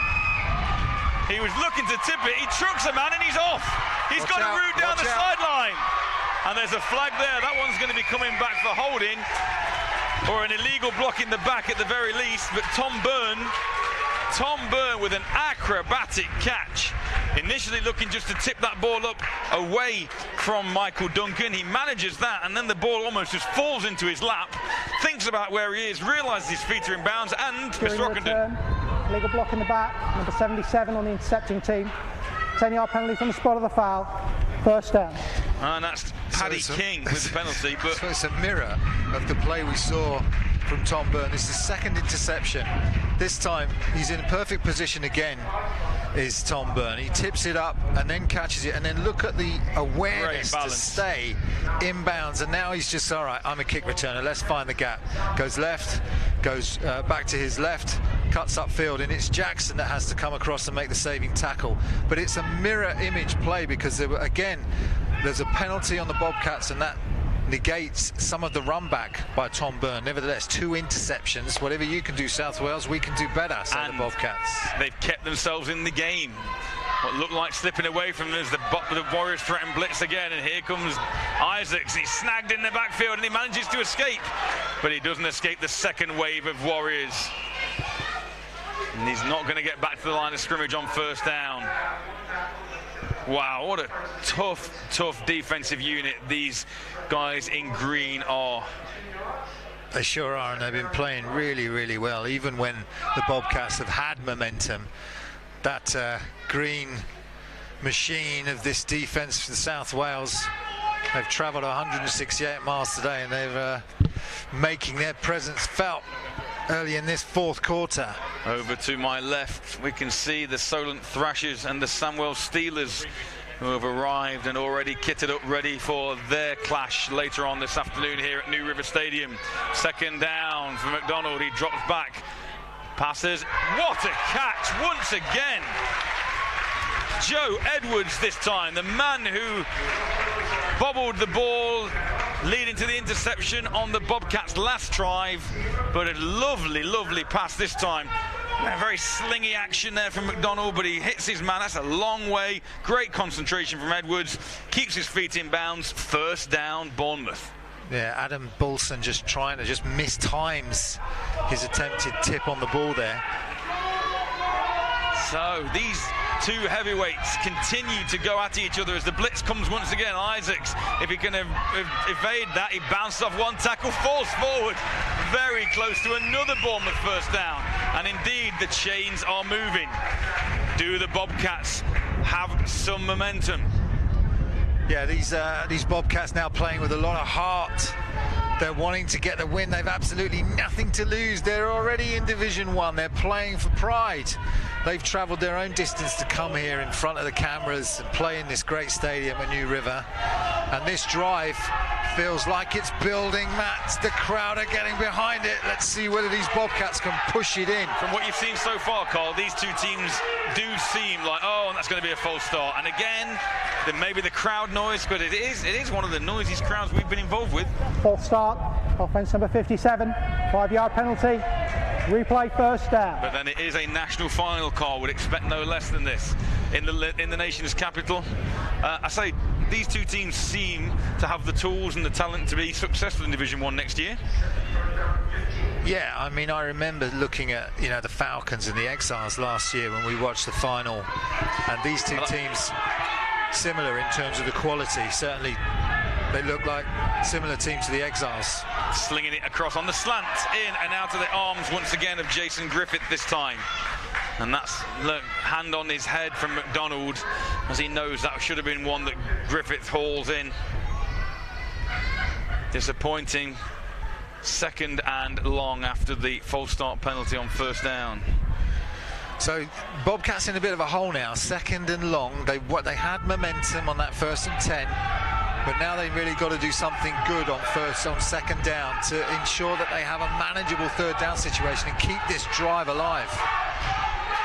Threatening blitz again, but then that linebacker backs off as Isaacs gets the ball once again, and he's wrapped up and then clobbered. And it's that man again, number 39, who comes in and delivers the blow. Well, it's John Bateman, actually, number 39 this time. John Bateman delivers a hammer blow at the end of that play. 3rd and 11, Bournemouth. This South Wales Warrior continues to deliver these aggressive hits on defence. Bobcats now 3rd and 11. I mean, there was some nice blocking on the edge there, but South Wales, they're not going to give it to you. You've got to earn every single yard against this South Wales defence. We know that McDonald can connect through the air, and he's going to have to try again. Pressure coming off the edge, and this is going to be a huge sack. And it's Akeem Halsey. We didn't call his name yet, but again, he busts through from that defensive end position, caused more havoc. He was a real chaos maker in that first half, and he makes his presence felt in that critical 3rd and 11, snuffing out the hopes of this Bobcats team on that drive. So just when you think one team's getting something going, the opposition defense says not yet. We still have our hands on the lead, say the Warriors, and therefore one hand on the title. Another high punt, and Coombs fields this one this time, but again he's met immediately. Warriors will take over their next possession at their 33-yard line. Remember, this is game 1 of 4 this weekend at Brit Bowl 33 here at the New River Stadium on White Hart Lane. Following this one is the Division 1 final between the Sandwell Steelers and the Solent Thrashers. Then tomorrow morning we have the Under-19s final, East Kilbride Pirates against the London Blitz, and then a 4 o'clock kickoff. We're on air from 3:15 tomorrow afternoon for the big one, Brit Bowl 33. The Tamworth Phoenix from the north take on the London Warriors from the south. I wonder what the crowd's going to be like tomorrow for their London Warriors game, eh? In their hometown, not far from where they play. Absolutely. And Dan Bruzizi once again with the carry-on first down, and now the clock becomes a factor for the Bobcats. Under 10 minutes to play in this 4th period. Yeah, and South Wales want to keep it on the ground. They don't want to give Tom Burns another opportunity for an interception. They want to keep these downs manageable. They don't want any 3rd down and long situations where they need to put that ball in the air. Tom's Burns lurking back there. So they're going to try and get more yards on the ground on 2nd down. My prediction here, Matt. You're obviously a defensive coordinator as the ball is flipped out to the left, and great penetration that time by Joe Genovese. We called his name a few times early on, and he makes his name impact felt again there. He's played great all game as Joe. Really had a good one from that. I mean, Henderson's his equivalent for the South Wales, and both 55 and 6. Hope they shake hands at the end of the game, because they both had sterling performances at that outside linebacker position. You've got Sam Williams, number 18 as well, who's had a real good game for the Bournemouth defense right there at middle linebacker position. You can see him there with the blue knee support on. This time Jackson rolls, and it's a naked bootleg again, and the DBs aren't looking at all at Jackson, and he scrambles for 15 yards and a South Wales first down. Smart play by Jackson, because he saw that before in the 3rd quarter. He saw that he had yards on that bootleg, and he chose to throw the ball. This time he chooses to keep the ball. You'll see it on the replay here. Play action. Nice work. He knows he's got a man downfield, but instead he tucks and runs, pointing out which block he wants, and he gets out of bounds as well. Nice play. Why does he have that space? Is that an outside contain issue from the defensive line? Because they put in they're running the defensive backs off the ball, and they're putting receivers the other side of the field. Nice little cut block there, jump rather, by Dan Abraziz. Picks up 5 yards on first down. Yeah, just on the rollout. You got one deep safety on that play, and what they do is they're going to run all the receivers deep, so the defenders go with them. Should there not be a defensive end there, though? Well, they're going to need to put a linebacker out, but they're not defending against that rollout from Jackson, because he hasn't been doing it that often. So they need a defender to kind of shadow Jackson now to cope with that threat. That's the adjustment they might need to make, these Bobcats. Trips to the left this time for Jackson. He looks and drops back, looking to his left, zips the ball over the middle, and he's got that man again, Duncan. Michael Duncan having a big second half here, and they're into Bobcat territory even further, down to about the 35-yard line. First down, South Wales. And they're moving, Matt. Momentum swaying back and forth in this one like the wind. Do you know what? This has been a much more entertaining second half than we saw at that second quarter. Now, whether it's because defenses are tiring or those adjustments at half-time have been made, the ball is moving more effectively on both offenses. So let's see if Jackson can continue that trend as he hands the ball off once again. And Abraziz runs up the middle again. Picks up a yard on first down, but no more. Sam Williams on the tackle, linebacker coach. defensive coordinator, I believe, as well. So he's needing to step up, make some plays as we get towards the serious end of this fourth quarter. But just tipped into the last half of the fourth. There is still time for you to get in touch with us here at Onside Productions. Use the hashtag BritBowl33 as Jackson rolls again. Oh, wide open is Jason Roberts, but he can't haul that one in, and if he had done, that would have been another first down for South Wales. God, we've seen some drops, haven't we, today from these receivers. Let's watch this one. Just can't focus. Jackson does a great job roll out. Nice ball, perfectly placed. Need to catch that. No reason at all for that to be dropped. Look who's behind him. Look who's chasing him there. Gerovosa, yeah. Yeah, Gerovosa again. But like you say, receiver, you've got to be catching that one. Not under any pressure. Ball out in front of you. No excuse, really. So, 3rd and long for Jackson. They do look more likely to convert as Jackson rolls to his right once again. Flips the ball out. And they go back to Jason Roberts as if to say, let's keep your confidence high, Jason. You dropped that one first time. We'll give you another opportunity, and Roberts delivers, but he's going to be short of a first down. It'll be interesting to see what the Warriors do here. Jackson stays on the field. Roberts complaining about something as he released off the line here. Goes inside, gets a little tap, but no pass interference, and then he does enough to gain that separation from Gerovosa. He'll be disappointed. That's the first mistake I think he's made. So here we go, 4th down. 4th down, Warriors. Jackson on the field. Dan Abraziz still in the backfield. Might just be looking to make them jump. No, here comes Jackson. He's tucking the ball. It's another naked bootleg. He's got the edge, and he's got the first down. Or has he? Where's this ball going to be spotted? No signal yet. Yes, now the chains do start to move. First down, and that was a designed QB bootleg all the way. It's just giving them too much to think about, these Bobcats. They're having to defend the pass, but Jackson now is using his ability to run off the edge to just outrun these defenders. He finds the edge and then just gets out of bounds. No need to take the hit there, but he's giving them problems now, Jackson, because he's got that dual threat of passing off these bootlegs or keeping it himself. So first down, South Wales, trips to the left once again, going to the air, looks left, then comes back to the right, and he's got a man open!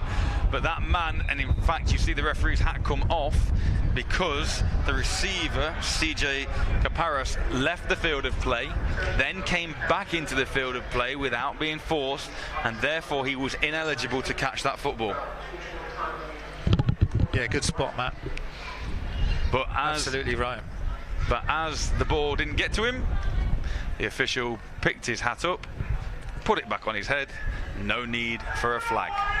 2nd down and 10, just outside the 20. Jackson and the Warriors threatening. Low snap. Dan Abrazizi has a massive hole off the left tackle. Picks up 8 yards. Yeah, really nice play, and they went to the perfect side of the field for that, because I was looking pre-snap at all the space there was to the left-hand side of that offense. I just feel like if Azizi had kind of cut it to the outside rather than coming back inside, he might have made something even more out of that. Nevertheless, good run. Oh, holding though. Holding. Offense number 51. 10-yard penalty from the previous spot. Replay, 2nd down. Oh dear. It's been that sort of game. It's been 2 steps forward, 1 step back all afternoon for both these offences. So 2nd and 20. 2nd and 2 becomes 2nd and 20 after that hold. And he just can't do it and be successful. And now it puts them in that position where they have to go to the air again. And it creates that more risky situation. See where Jackson goes back to the rollout. This time, see how many defenders they've got on the left-hand side bottom of your screen. The Bobcats really trying to defend this rollout. Eddie Demuna here. And here he comes, and there's another flag, and that will be another offensive penalty. False start. False start. 17 of the offense was never set. 5-yard penalty.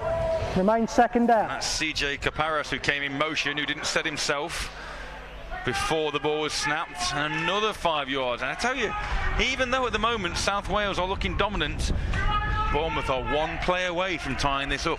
Look where the ball's placed. I mean, the more these penalties gets closer and closer to the half of the South Wales half. Ball now all the way back on the Bobcat 35-yard line. Dean Jackson again fakes the ball. This time rolls to his left, then flips the ball out. The reception is made by Roberts once again, but he's shepherded out of bounds by Ross Duncan. Jason Roberts again brings up third and a bus ride. Yeah, Jason Roberts, a big receiver, isn't he, playing in that slot position, just manages to get enough separation. He's causing problems now. After that initial drop, he's done well, made 2 receptions now, and Jackson likes that he's got that outlet, so if the run is not on, he can just get that ball out to Jason Roberts. So under 5 minutes remaining in this Division 2 final, as Jackson drops back, there's pressure coming from his left. He puts the ball up to that side, looks for his man, he's got his man!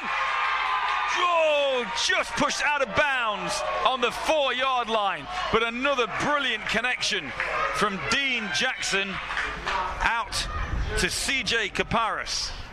Yeah, they do that ever so well when they get it right. What a great play. You'll see it here on the replay. Jackson again gets some pressure off the top of your screen, but it's picked up well by the running back. Gives Jackson time, and he does do that well. When he gets it right, it's beautifully dropped right into Kaparis' hand, and it's 24 that has to come over and make the saving tackle. It's Eleanor O'Connell. Eleanor O'Connell making the 24. That's what I've got. Tom Byrne for Bournemouth. Tom Byrne, yeah, you're absolutely right. Makes the saving tackle on that one. On 1st and goal. Apologies for looking at the different, looking at the South Wales roster on that one, Matt. 1st and goal, they come up short, and 2nd and goal. Still, if the Bobcats can hold here, they're still not out of it, but you feel one more score for the South Wales Warriors, and not only will the roof come off this stadium, but the Warriors may well have more than one hand on the Division 2 title. So, Jackson and the offense, 2nd and goal. Fake, oh, he's got a man wide open in the flats, and that man squirts through 2 defenders. Touchdown, South Wales. Jason Roberts. Earlier on, he dropped a pass in the last 3 targets. He's been sure as houses, and that is 13-0 to the South Wales Warriors. And you feel now that is the Division 2 South title taken care of with under 3 minutes and change left in the 4th quarter. Easy pickings, really, that one, Cole. Sorry. Very impressed with Jackson on that drive, the way he brought his South Wales teams down to get this touchdown, which we think will be the nail in the coffin for the Bobcats. Oh, and Michael Duncan, as the snap is bobbled by Jackson, and Michael Duncan finds the ball in his hands, and at that point any kicker has a sort of panicky moment. And here's the replay of that touchdown. You can just see Jackson just does, nice play action, as you say, Matt, and then Roberts open in the flat, and for some reason the Bobcats just losing sight of Roberts on a number of occasions. Not a lot of yards needed, and the chant goes up: Warriors, Warriors, Warriors. And it looks like it's going to be their day, Matt. It does indeed. 2:50 left in the 4th period. Division 2 South Bowl final. South Wales Warriors 13, Bournemouth Bobcats 0. Stay with us after the conclusion of this game for the trophy presentations and for a post-game analysis with Tash in the studio. And then remember, the Division 1 Bowl game will follow. 4 o'clock kickoff on that one. We'll be on air at 3:30. The Solent Thrashers take on the Sandwell Steelers. David Beach says he's watching from a cruise ship in Sicily. Nice. Says, come on Warriors, let's hammer this advantage home. He'll be happy with that score. Jay Peplow says some very dubious calls by the officials may have just cost the Bobcats the game. Shout out to Gavin Corns, loving the coverage, sat here watching. Be watching the big one with you tomorrow. Top work, thank you very much, Gav. As Burns fields this one from his own end zone, and then the whistle went. I'm not sure whether Burns Fair court, or what went on there? But never, that whistle blows that play dead. I think Burns wanted to bring it out. It's going to be a touchback, whatever happens here, with 2:50 left. Yeah, continue to get in touch with us here at Onside Productions here at the Brit Bowl 33 weekend, New River Stadium, White Hart Lane in London. Here's a question for you out there. Who are your MVPs? Let us know. Tweet us. Let us know who have been the standout players for you today. We'd be interested to hear from you. Hashtag Brit Bowl 33 with your MVPs. So here we go. Surely playing for pride now, the Bournemouth Bobcats. Can they avoid a shutout? Can they find any way to put points on the board? As McDonald goes back, he looks over the top. Oh, wow! Henderson on the coverage and a fantastic catch. But it was out of bounds, but there are flags down. And is this going to be pass interference? And if it is, who's it going to be against?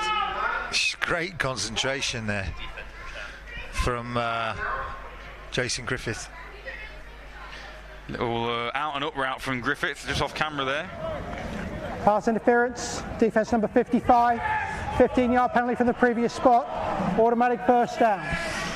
So Henderson with a very uncharacteristic error on that play, because he has had a fantastic game. Nevertheless, that's a big 15-yarder for these Bobcats. Keeps their dreams alive towards the end of this game. They really need a score. If they're going to be anywhere near, they need a score really, really quick, Matt, and it's been difficult to come by. Do you know, ever since I've known you, I've always loved your optimism. To say that the Bobcats' dreams are kept alive with under 2 minutes left, 13 points down, first down on their own 35-yard line, as McDonald dances around and is taken down by Ben Pugh amongst other Warriors. Nowhere to go. I mean, that was a fantastic block. The first wave of defenders was chopped down, but you know what? It's just more came. It's like a torrential flood of green. McDonald's just not got a chance. Timeout called by Bournemouth. They're second at 2-3-0. Bournemouth not giving up on this one though, still taking timeout, still trying to manage the clock.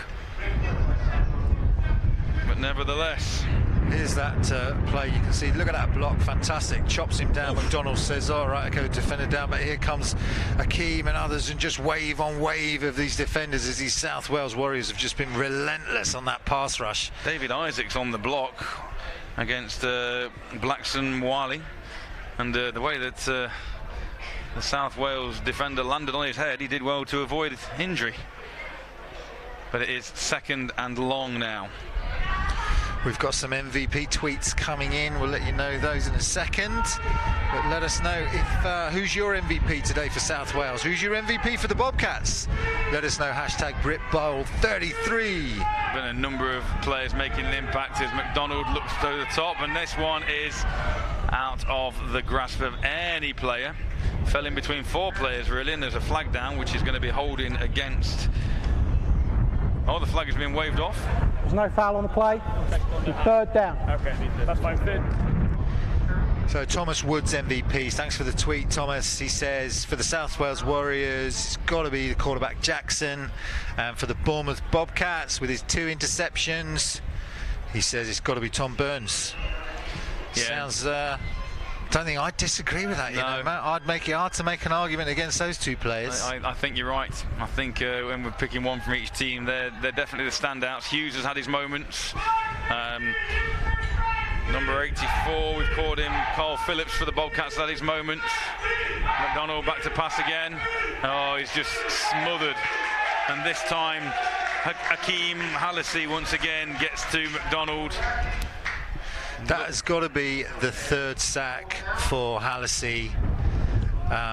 We're not keeping official stats here, but I'm pretty sure he's been a standout defensive player. And he made a strong case for himself in the MVP stakes.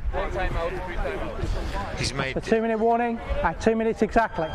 There we go. He's made life very difficult for this Bobcat offense.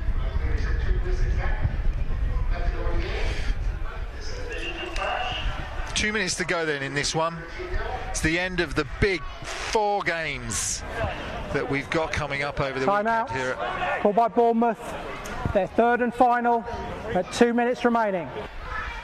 So coming to the end of this first of 4 big games that we've got. It's been an exciting second half. It has. The second quarter was a little disappointing, but it's been it's very much picked up in the second half of this one, backwards and forwards. Both teams again dancing a little, trying to find that killer blow, and South Wales did just that on their last possession, and it's now 4th and desperation for the Bobcats, realistically. Are you a fan of X's and O's podcast, Matt? I am. And so am I. And you know what? They're here, Matt. Excellent. They're here and they're with us. And they'll be giving you their analysis with Tash after the game. And they'll be staying with us for the whole of the weekend, which is fantastic. It's been great to work with those guys. And we're looking forward to hearing what their take is going to be on this one. This is just great, the way that the Brit Bowl Nation comes together on this final weekend, and the fact that obviously we're here for our 3rd or 4th Brit Bowl, I think it might be even. I'll be able to get some confirmation of that from Onside Productions. And there's a false start there on the left tackle. Number 73, James Underwood. False start, offence number 9, 5-yard penalty, remains 4th down. Underwood gets away with one there as David Isaacs is called for that. I say it's just great to have the X and O's guys involved, and the fact that the BBC are going to be streaming on the BBC Sport website tomorrow. BBC, Matt. The BBC, Carl. I don't know if you've heard of that broadcasting corporation. Quite a big deal for all of us involved here, as this one is almost picked off. Adam Balson nearly picks that one, intended for Joe Edwards, and that's going to be a turnover on downs. And let's see what South Wales do. Are they going to rub salt into the wound of Bournemouth and go for another score, or will they just kneel things out here? It's a long way to go, actually. 2 minutes still remaining to kneel things out. Bournemouth still have a timeout. Chloe Alford on Twitter says, we are on side at Brit Bowl 33. Player 94 is my MVP, Pink Heart. I wonder whether she's are we talking, watching the game, or... We must be talking Miles Baldock then for Bournemouth. Yeah, I think so. We don't have a 94 on the roster for South Wales, so that is Miles Baldock. There's no self-interest in that one at all. Different quarterback in and a different running back. So quarterback in for the Warriors is Matthew Morris, number 15, who hands the football off to Jamie Gilpin. Mike Kluski's watching Brit Bowl coverage in Mallorca. Oh, excellent. People in Sicily, people in Mallorca, sheltering from the midday heat. Yeah, we are too. Nice picture there of us watching that on the iPad.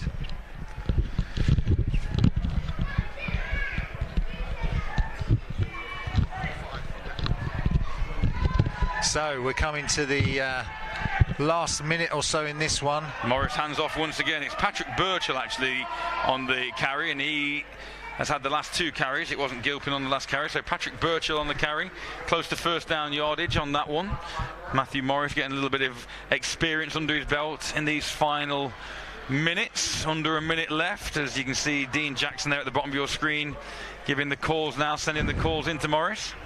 Bobcats are going to want to be keeping a clean sheet here. They don't want another score going in. Obviously they haven't been able to keep a clean sheet in the game, Matt. It's 13-0 on the scoreboard. No, they don't want to concede anymore. They're not going to want to concede anymore, no. Exactly. Let's see if Morris has 2 backs alongside him now, which would suggest that this one may go to the air, and it does. So he's got Max protecting there, and he pops the ball up. That's a floater, and it's intended this time for Gilpin, but just out of his reach. It's a bit of a wobbly, wounded duck coming out there of Morris's hands. Absolutely. So we're coming to the point where we're obviously going to hand over to Tash at the culmination of this game. And do you think this is a fair result on reflection of how things have gone this afternoon? I've been really impressed by the South Wales, both defences, but particularly South Wales defence. They've just been, I mean, that average score over 8 games, I think they let in 6 points a game, something like that. They've just played out of their skins today, and they did against the Blitz as well. Notwithstanding some of the hits that were more controversial that got out in social media, but they've played great. Oh, Morris, as have Morris the Bobcats. Sorry, Carl. Morris takes a big hit there. And that's number 49, I believe that is. That's Michael Douthwaite. Yeah, so a shout out to the South Wales defence. They've been great. Hallissey's been fantastic. Henderson's been fantastic, and others. Bobcats defence as well. Tom Burns has been great. Genovese has been great. Some really good performances from both defensive units. In the end, I think South Wales have the edge, and that 13-0 scoreline does reflect the way the game has gone. Statistically, South Wales have been more dominant on the ground than the Bobcats, and that means that we, the score of 13 is reflective of those stats. So it's been the result that I think a lot of people expected, a tight game, but in the end, South Wales coming out on top. And we've been told that this will be the final play of the game. So kind of nice for Bournemouth that they didn't concede again and came away with a sack there, but this one looks like ending with a scoreline of South Wales 13 and the Bobcats 0. Remember, stay with us at the culmination as the ball is flipped out. Oh, and there's a little hook and ladder play attempted, and unfortunately that doesn't go the way of the Bobcats, but why not try a bit of trickery on the final play as referee Ockenden holds the ball aloft, and time is expired. That's the end of the game. That, ladies and gentlemen, is our final. The South Wales Bobcats run out victors of the Division 2 South by a score of 13-0 over the Bournemouth Bobcats. We're going to take a quick advert break, and then we will be back for post-game analysis and the presentation of the trophies. Don't go away.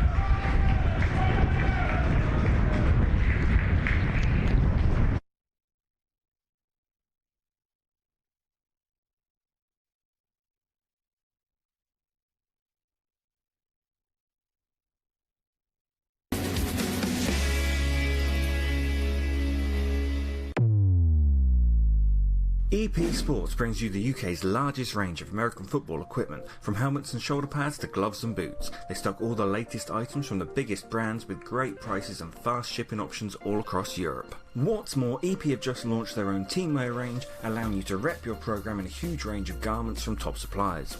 You can even set up your own team shop, and to kick things off, EP are offering up custom team polo shirts at just £10 a pop. To learn more, check out epsports.co.uk.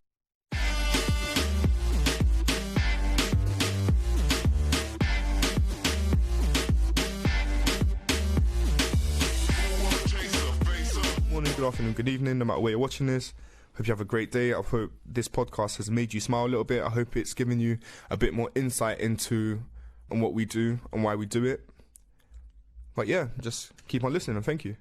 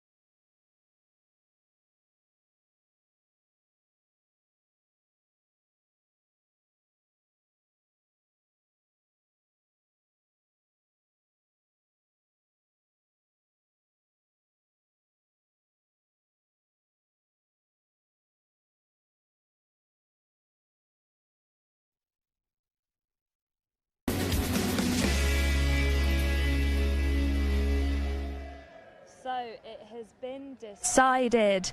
The South Wales Warriors are Brit Bowl's first winners with a 14-0 win over the Bournemouth Bobcats. Joining me on the sideline, we have George and Tinks from X's and O's. How are you guys doing? Good, yeah. It's good to be here. Good to be here. Yeah. We've enjoyed it. It's been a very good atmosphere today. Amazing. So obviously you guys came for just, I think, about like at half-time, didn't you? That's right, yeah. And what did you think when you first started watching play? It was quite close, to be honest. I know South Wales Warriors scored early on, and actually Bournemouth did too. I understand they had a touchdown called back. Apparently he wasn't in bounds. But from what we saw, Bournemouth was driving the ball pretty well. They're making yards down the field. They just couldn't quite get it into the end zone. But it looked like a very close game. So it was good viewing. Yeah, definitely. What do you think? Yeah, it's been a very good game, a very close game as well. I don't think the scoreline really, shows that. But there's been very good plays on both sides of the ball. From all players, there's been a lot of good things happening today. Very impressed. How do you think these two teams are gonna feel when they hit Div 1 next year? It's a good question because I think personally there's quite a jump from Div 2 into Div 1. Coming there for myself, I can tell you that firsthand. But from what I've seen, I think they should be able to hold their own. They seem like an okay. Both sides are an okay outfit. Of course, you're always looking to strengthen and recruit. So as long as they do that, I think they're going to be fine. Yeah, well, South Wales have already been in the Prem not too long ago, so I feel like they've probably got a bit more experience than Bournemouth, especially in Division 1. But Bournemouth, they've got some, like I said earlier, they've got some really good players on both sides of the ball. And I was impressed. And having played against them before a few years ago, they are a tough team as well. So standout players, personally, from watching, probably the QB McDonald's for Bobcats. When you look at 19 Duncan for the South Wales Warriors, who was probably their number one receiver for the second half. Do you think that these players are going to be the people that are going to be able to change what these teams are doing next season? I think when you have what you like to call playmakers, you normally either kind of build around them or build plays that are going to work for them, or you want people to be sort of like-minded like that. So going into Div 1, I think that it's a good base for them to build from. You know what your players can do, and hopefully you build on top of that, and you use your more experienced players to help maybe the not so experienced players, and do as best as you can to stay up, and that would be the goal, to stay up in Div 1. You don't want to be relegated. Yeah. So we did see a couple of questionable calls in this second half. Yeah. There was one definite call, which was an obvious head-to-head, which, as we know, because of safety reasons, BAFA have been really clamping down on things like that, which then actually ended up being against the Bournemouth Bobcats for a PI. Thoughts? Yeah. I mean, when I saw that play, I did think that was going to be a targeting call against South Wales, and that would give Bournemouth quite a bit of yardage and good field position. I'm not quite sure what happened after that, but then I see Bournemouth being moved back. It was slightly confusing. Yeah. I was confused too, to be honest. I mean, I saw the hit, and I thought it was going to be the flag on South Wales Warriors, but it didn't turn out that way. Yeah. So I think we all did. I think we all thought it's fair to say there have been some questionable calls, but we're not the refs. So. It always happens, and I think that until we get to the point where we're like the Premier League and we can have VAR, we just have to make do, I guess. We have to just wait for the time being. So we've obviously. We are heading up because right now it is the trophy. So we're going to head up back to Matt and to Carl. Thank you, Tash. Good job, Tash. Trophy presentation. There we go. Great to have the X and O's boys back on with us. Now you can just see the Bournemouth Bobcats, who are collecting their runners-up medals. They won't be too disappointed. I mean, this has been a great season for them. They get the challenge next year of going head-to-head in Division 1, as the guys were mentioning down there, and it will be a challenge for them. But like you say, it'll hurt a little while not being able to lift the crown. But yes, they still walk away with the second prize, which is that promotion still. But now we await for the South Wales Warriors, and they will collect their winners' medals to begin with, led by Josh Hughes, that was. And James Henderson going through there, number 55, who's been a massive part of this afternoon's proceedings. Taylor there made some impressive receptions all the way along. Just a big shout out to this crowd as well. That South Wales contingent here is huge. They've been singing the Welsh national anthem, and I don't know half the songs they've been singing, but they've been Welsh songs. There've been some fantastic support. And I say, if you look down those guys that are walking down now, collecting their medals, there's Roberts, number 9, going through. He obviously put the icing on the cake, scoring that second touchdown. The offensive line kept Dean Jackson clean all day long. No end of contributions all the way through those green jerseys. And it won't be long now as the Welsh flag waves proudly behind the Warriors flag there at the top of your screen, before Jackson and coach Geraint Roberts will hold aloft the Division 2 South Trophy. And a really good way to kick off the Brit Bowl weekend, Cole. Yeah, we thought it would be a close game, and it has been. And the South Wales Warriors really do deserve that victory. They've played with real sternness on defence. They've been tough on defence, and offensively Jackson's led them well, and it's meant that they've done enough to put enough scores on the board to win this one. And it's what they've done all season against those better teams. When they got to the playoffs, they did the same against the Blitz. Very tough defence, and doing enough on the scoreboard to win these games. And following a couple of days of real tough controversy, and when I spoke to Garrett Roberts at the beginning of the game, you could see the emotion in him, that he was finding it difficult to get excited, really, just due to the fact that they'd faced so much controversy, as Dean Jackson there will be not only collecting his winner's medal, but I do believe Dean Jackson is also going to be collecting today's game MVP trophy. Very well deserved, and there is Dean Jackson collecting the Division 2 South Bowl MVP award. Led his team with aplomb all the way through, both with his arm, with his legs.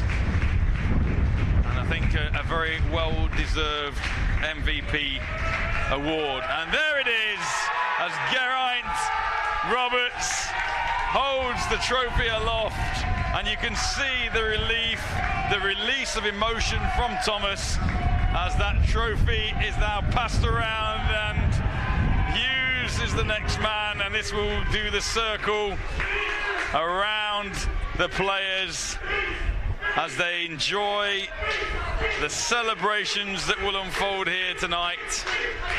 Fantastic scenes. Don't use that as a frisbee, son. But now they approach the supporters, who, as you mentioned, Carl, have been absolutely outstanding all afternoon. They will make the trip back down the M4 very, very happily, and as well they might. The South Wales Warriors not only will be promoted into Division 1, but they are also going to have some silverware to take home, as they are crowned Division 2 South champions for 2019. Fantastic scenes, Carl. Yeah, you can just see the Bobcats as well huddled over us. They've also been promoted to Div 1, and in many ways this game is a celebration of two teams that have got to Division 1, that have fought very hard. The Bobcats have been fantastic today as well, but it's the Warriors that take the spoils in the championship game. They're saluting the Bobcats now, and well done to the Warriors. And good job on the Bobcats. We'll see you both in Division 1 next season. So, that is game 1 of our 4-game weekender, Brit Bowl 33 in the books. The South Wales Warriors running out by winners 13-0 over the Bournemouth Bobcats, and crowned Division 2 South champions. Don't go away, because in the not too distant future we will bring you the Division 1 Bowl clash between the Solent Thrashers and the Sandwell Steelers. That's going to be kicking off at 4 p.m. We'll be back on air at 3:30 for that. But for now, thank you for joining us for all at Onside Productions. We will bid you farewell, and we will see you later for Division 1 Brit Bowl 33. Goodbye for now.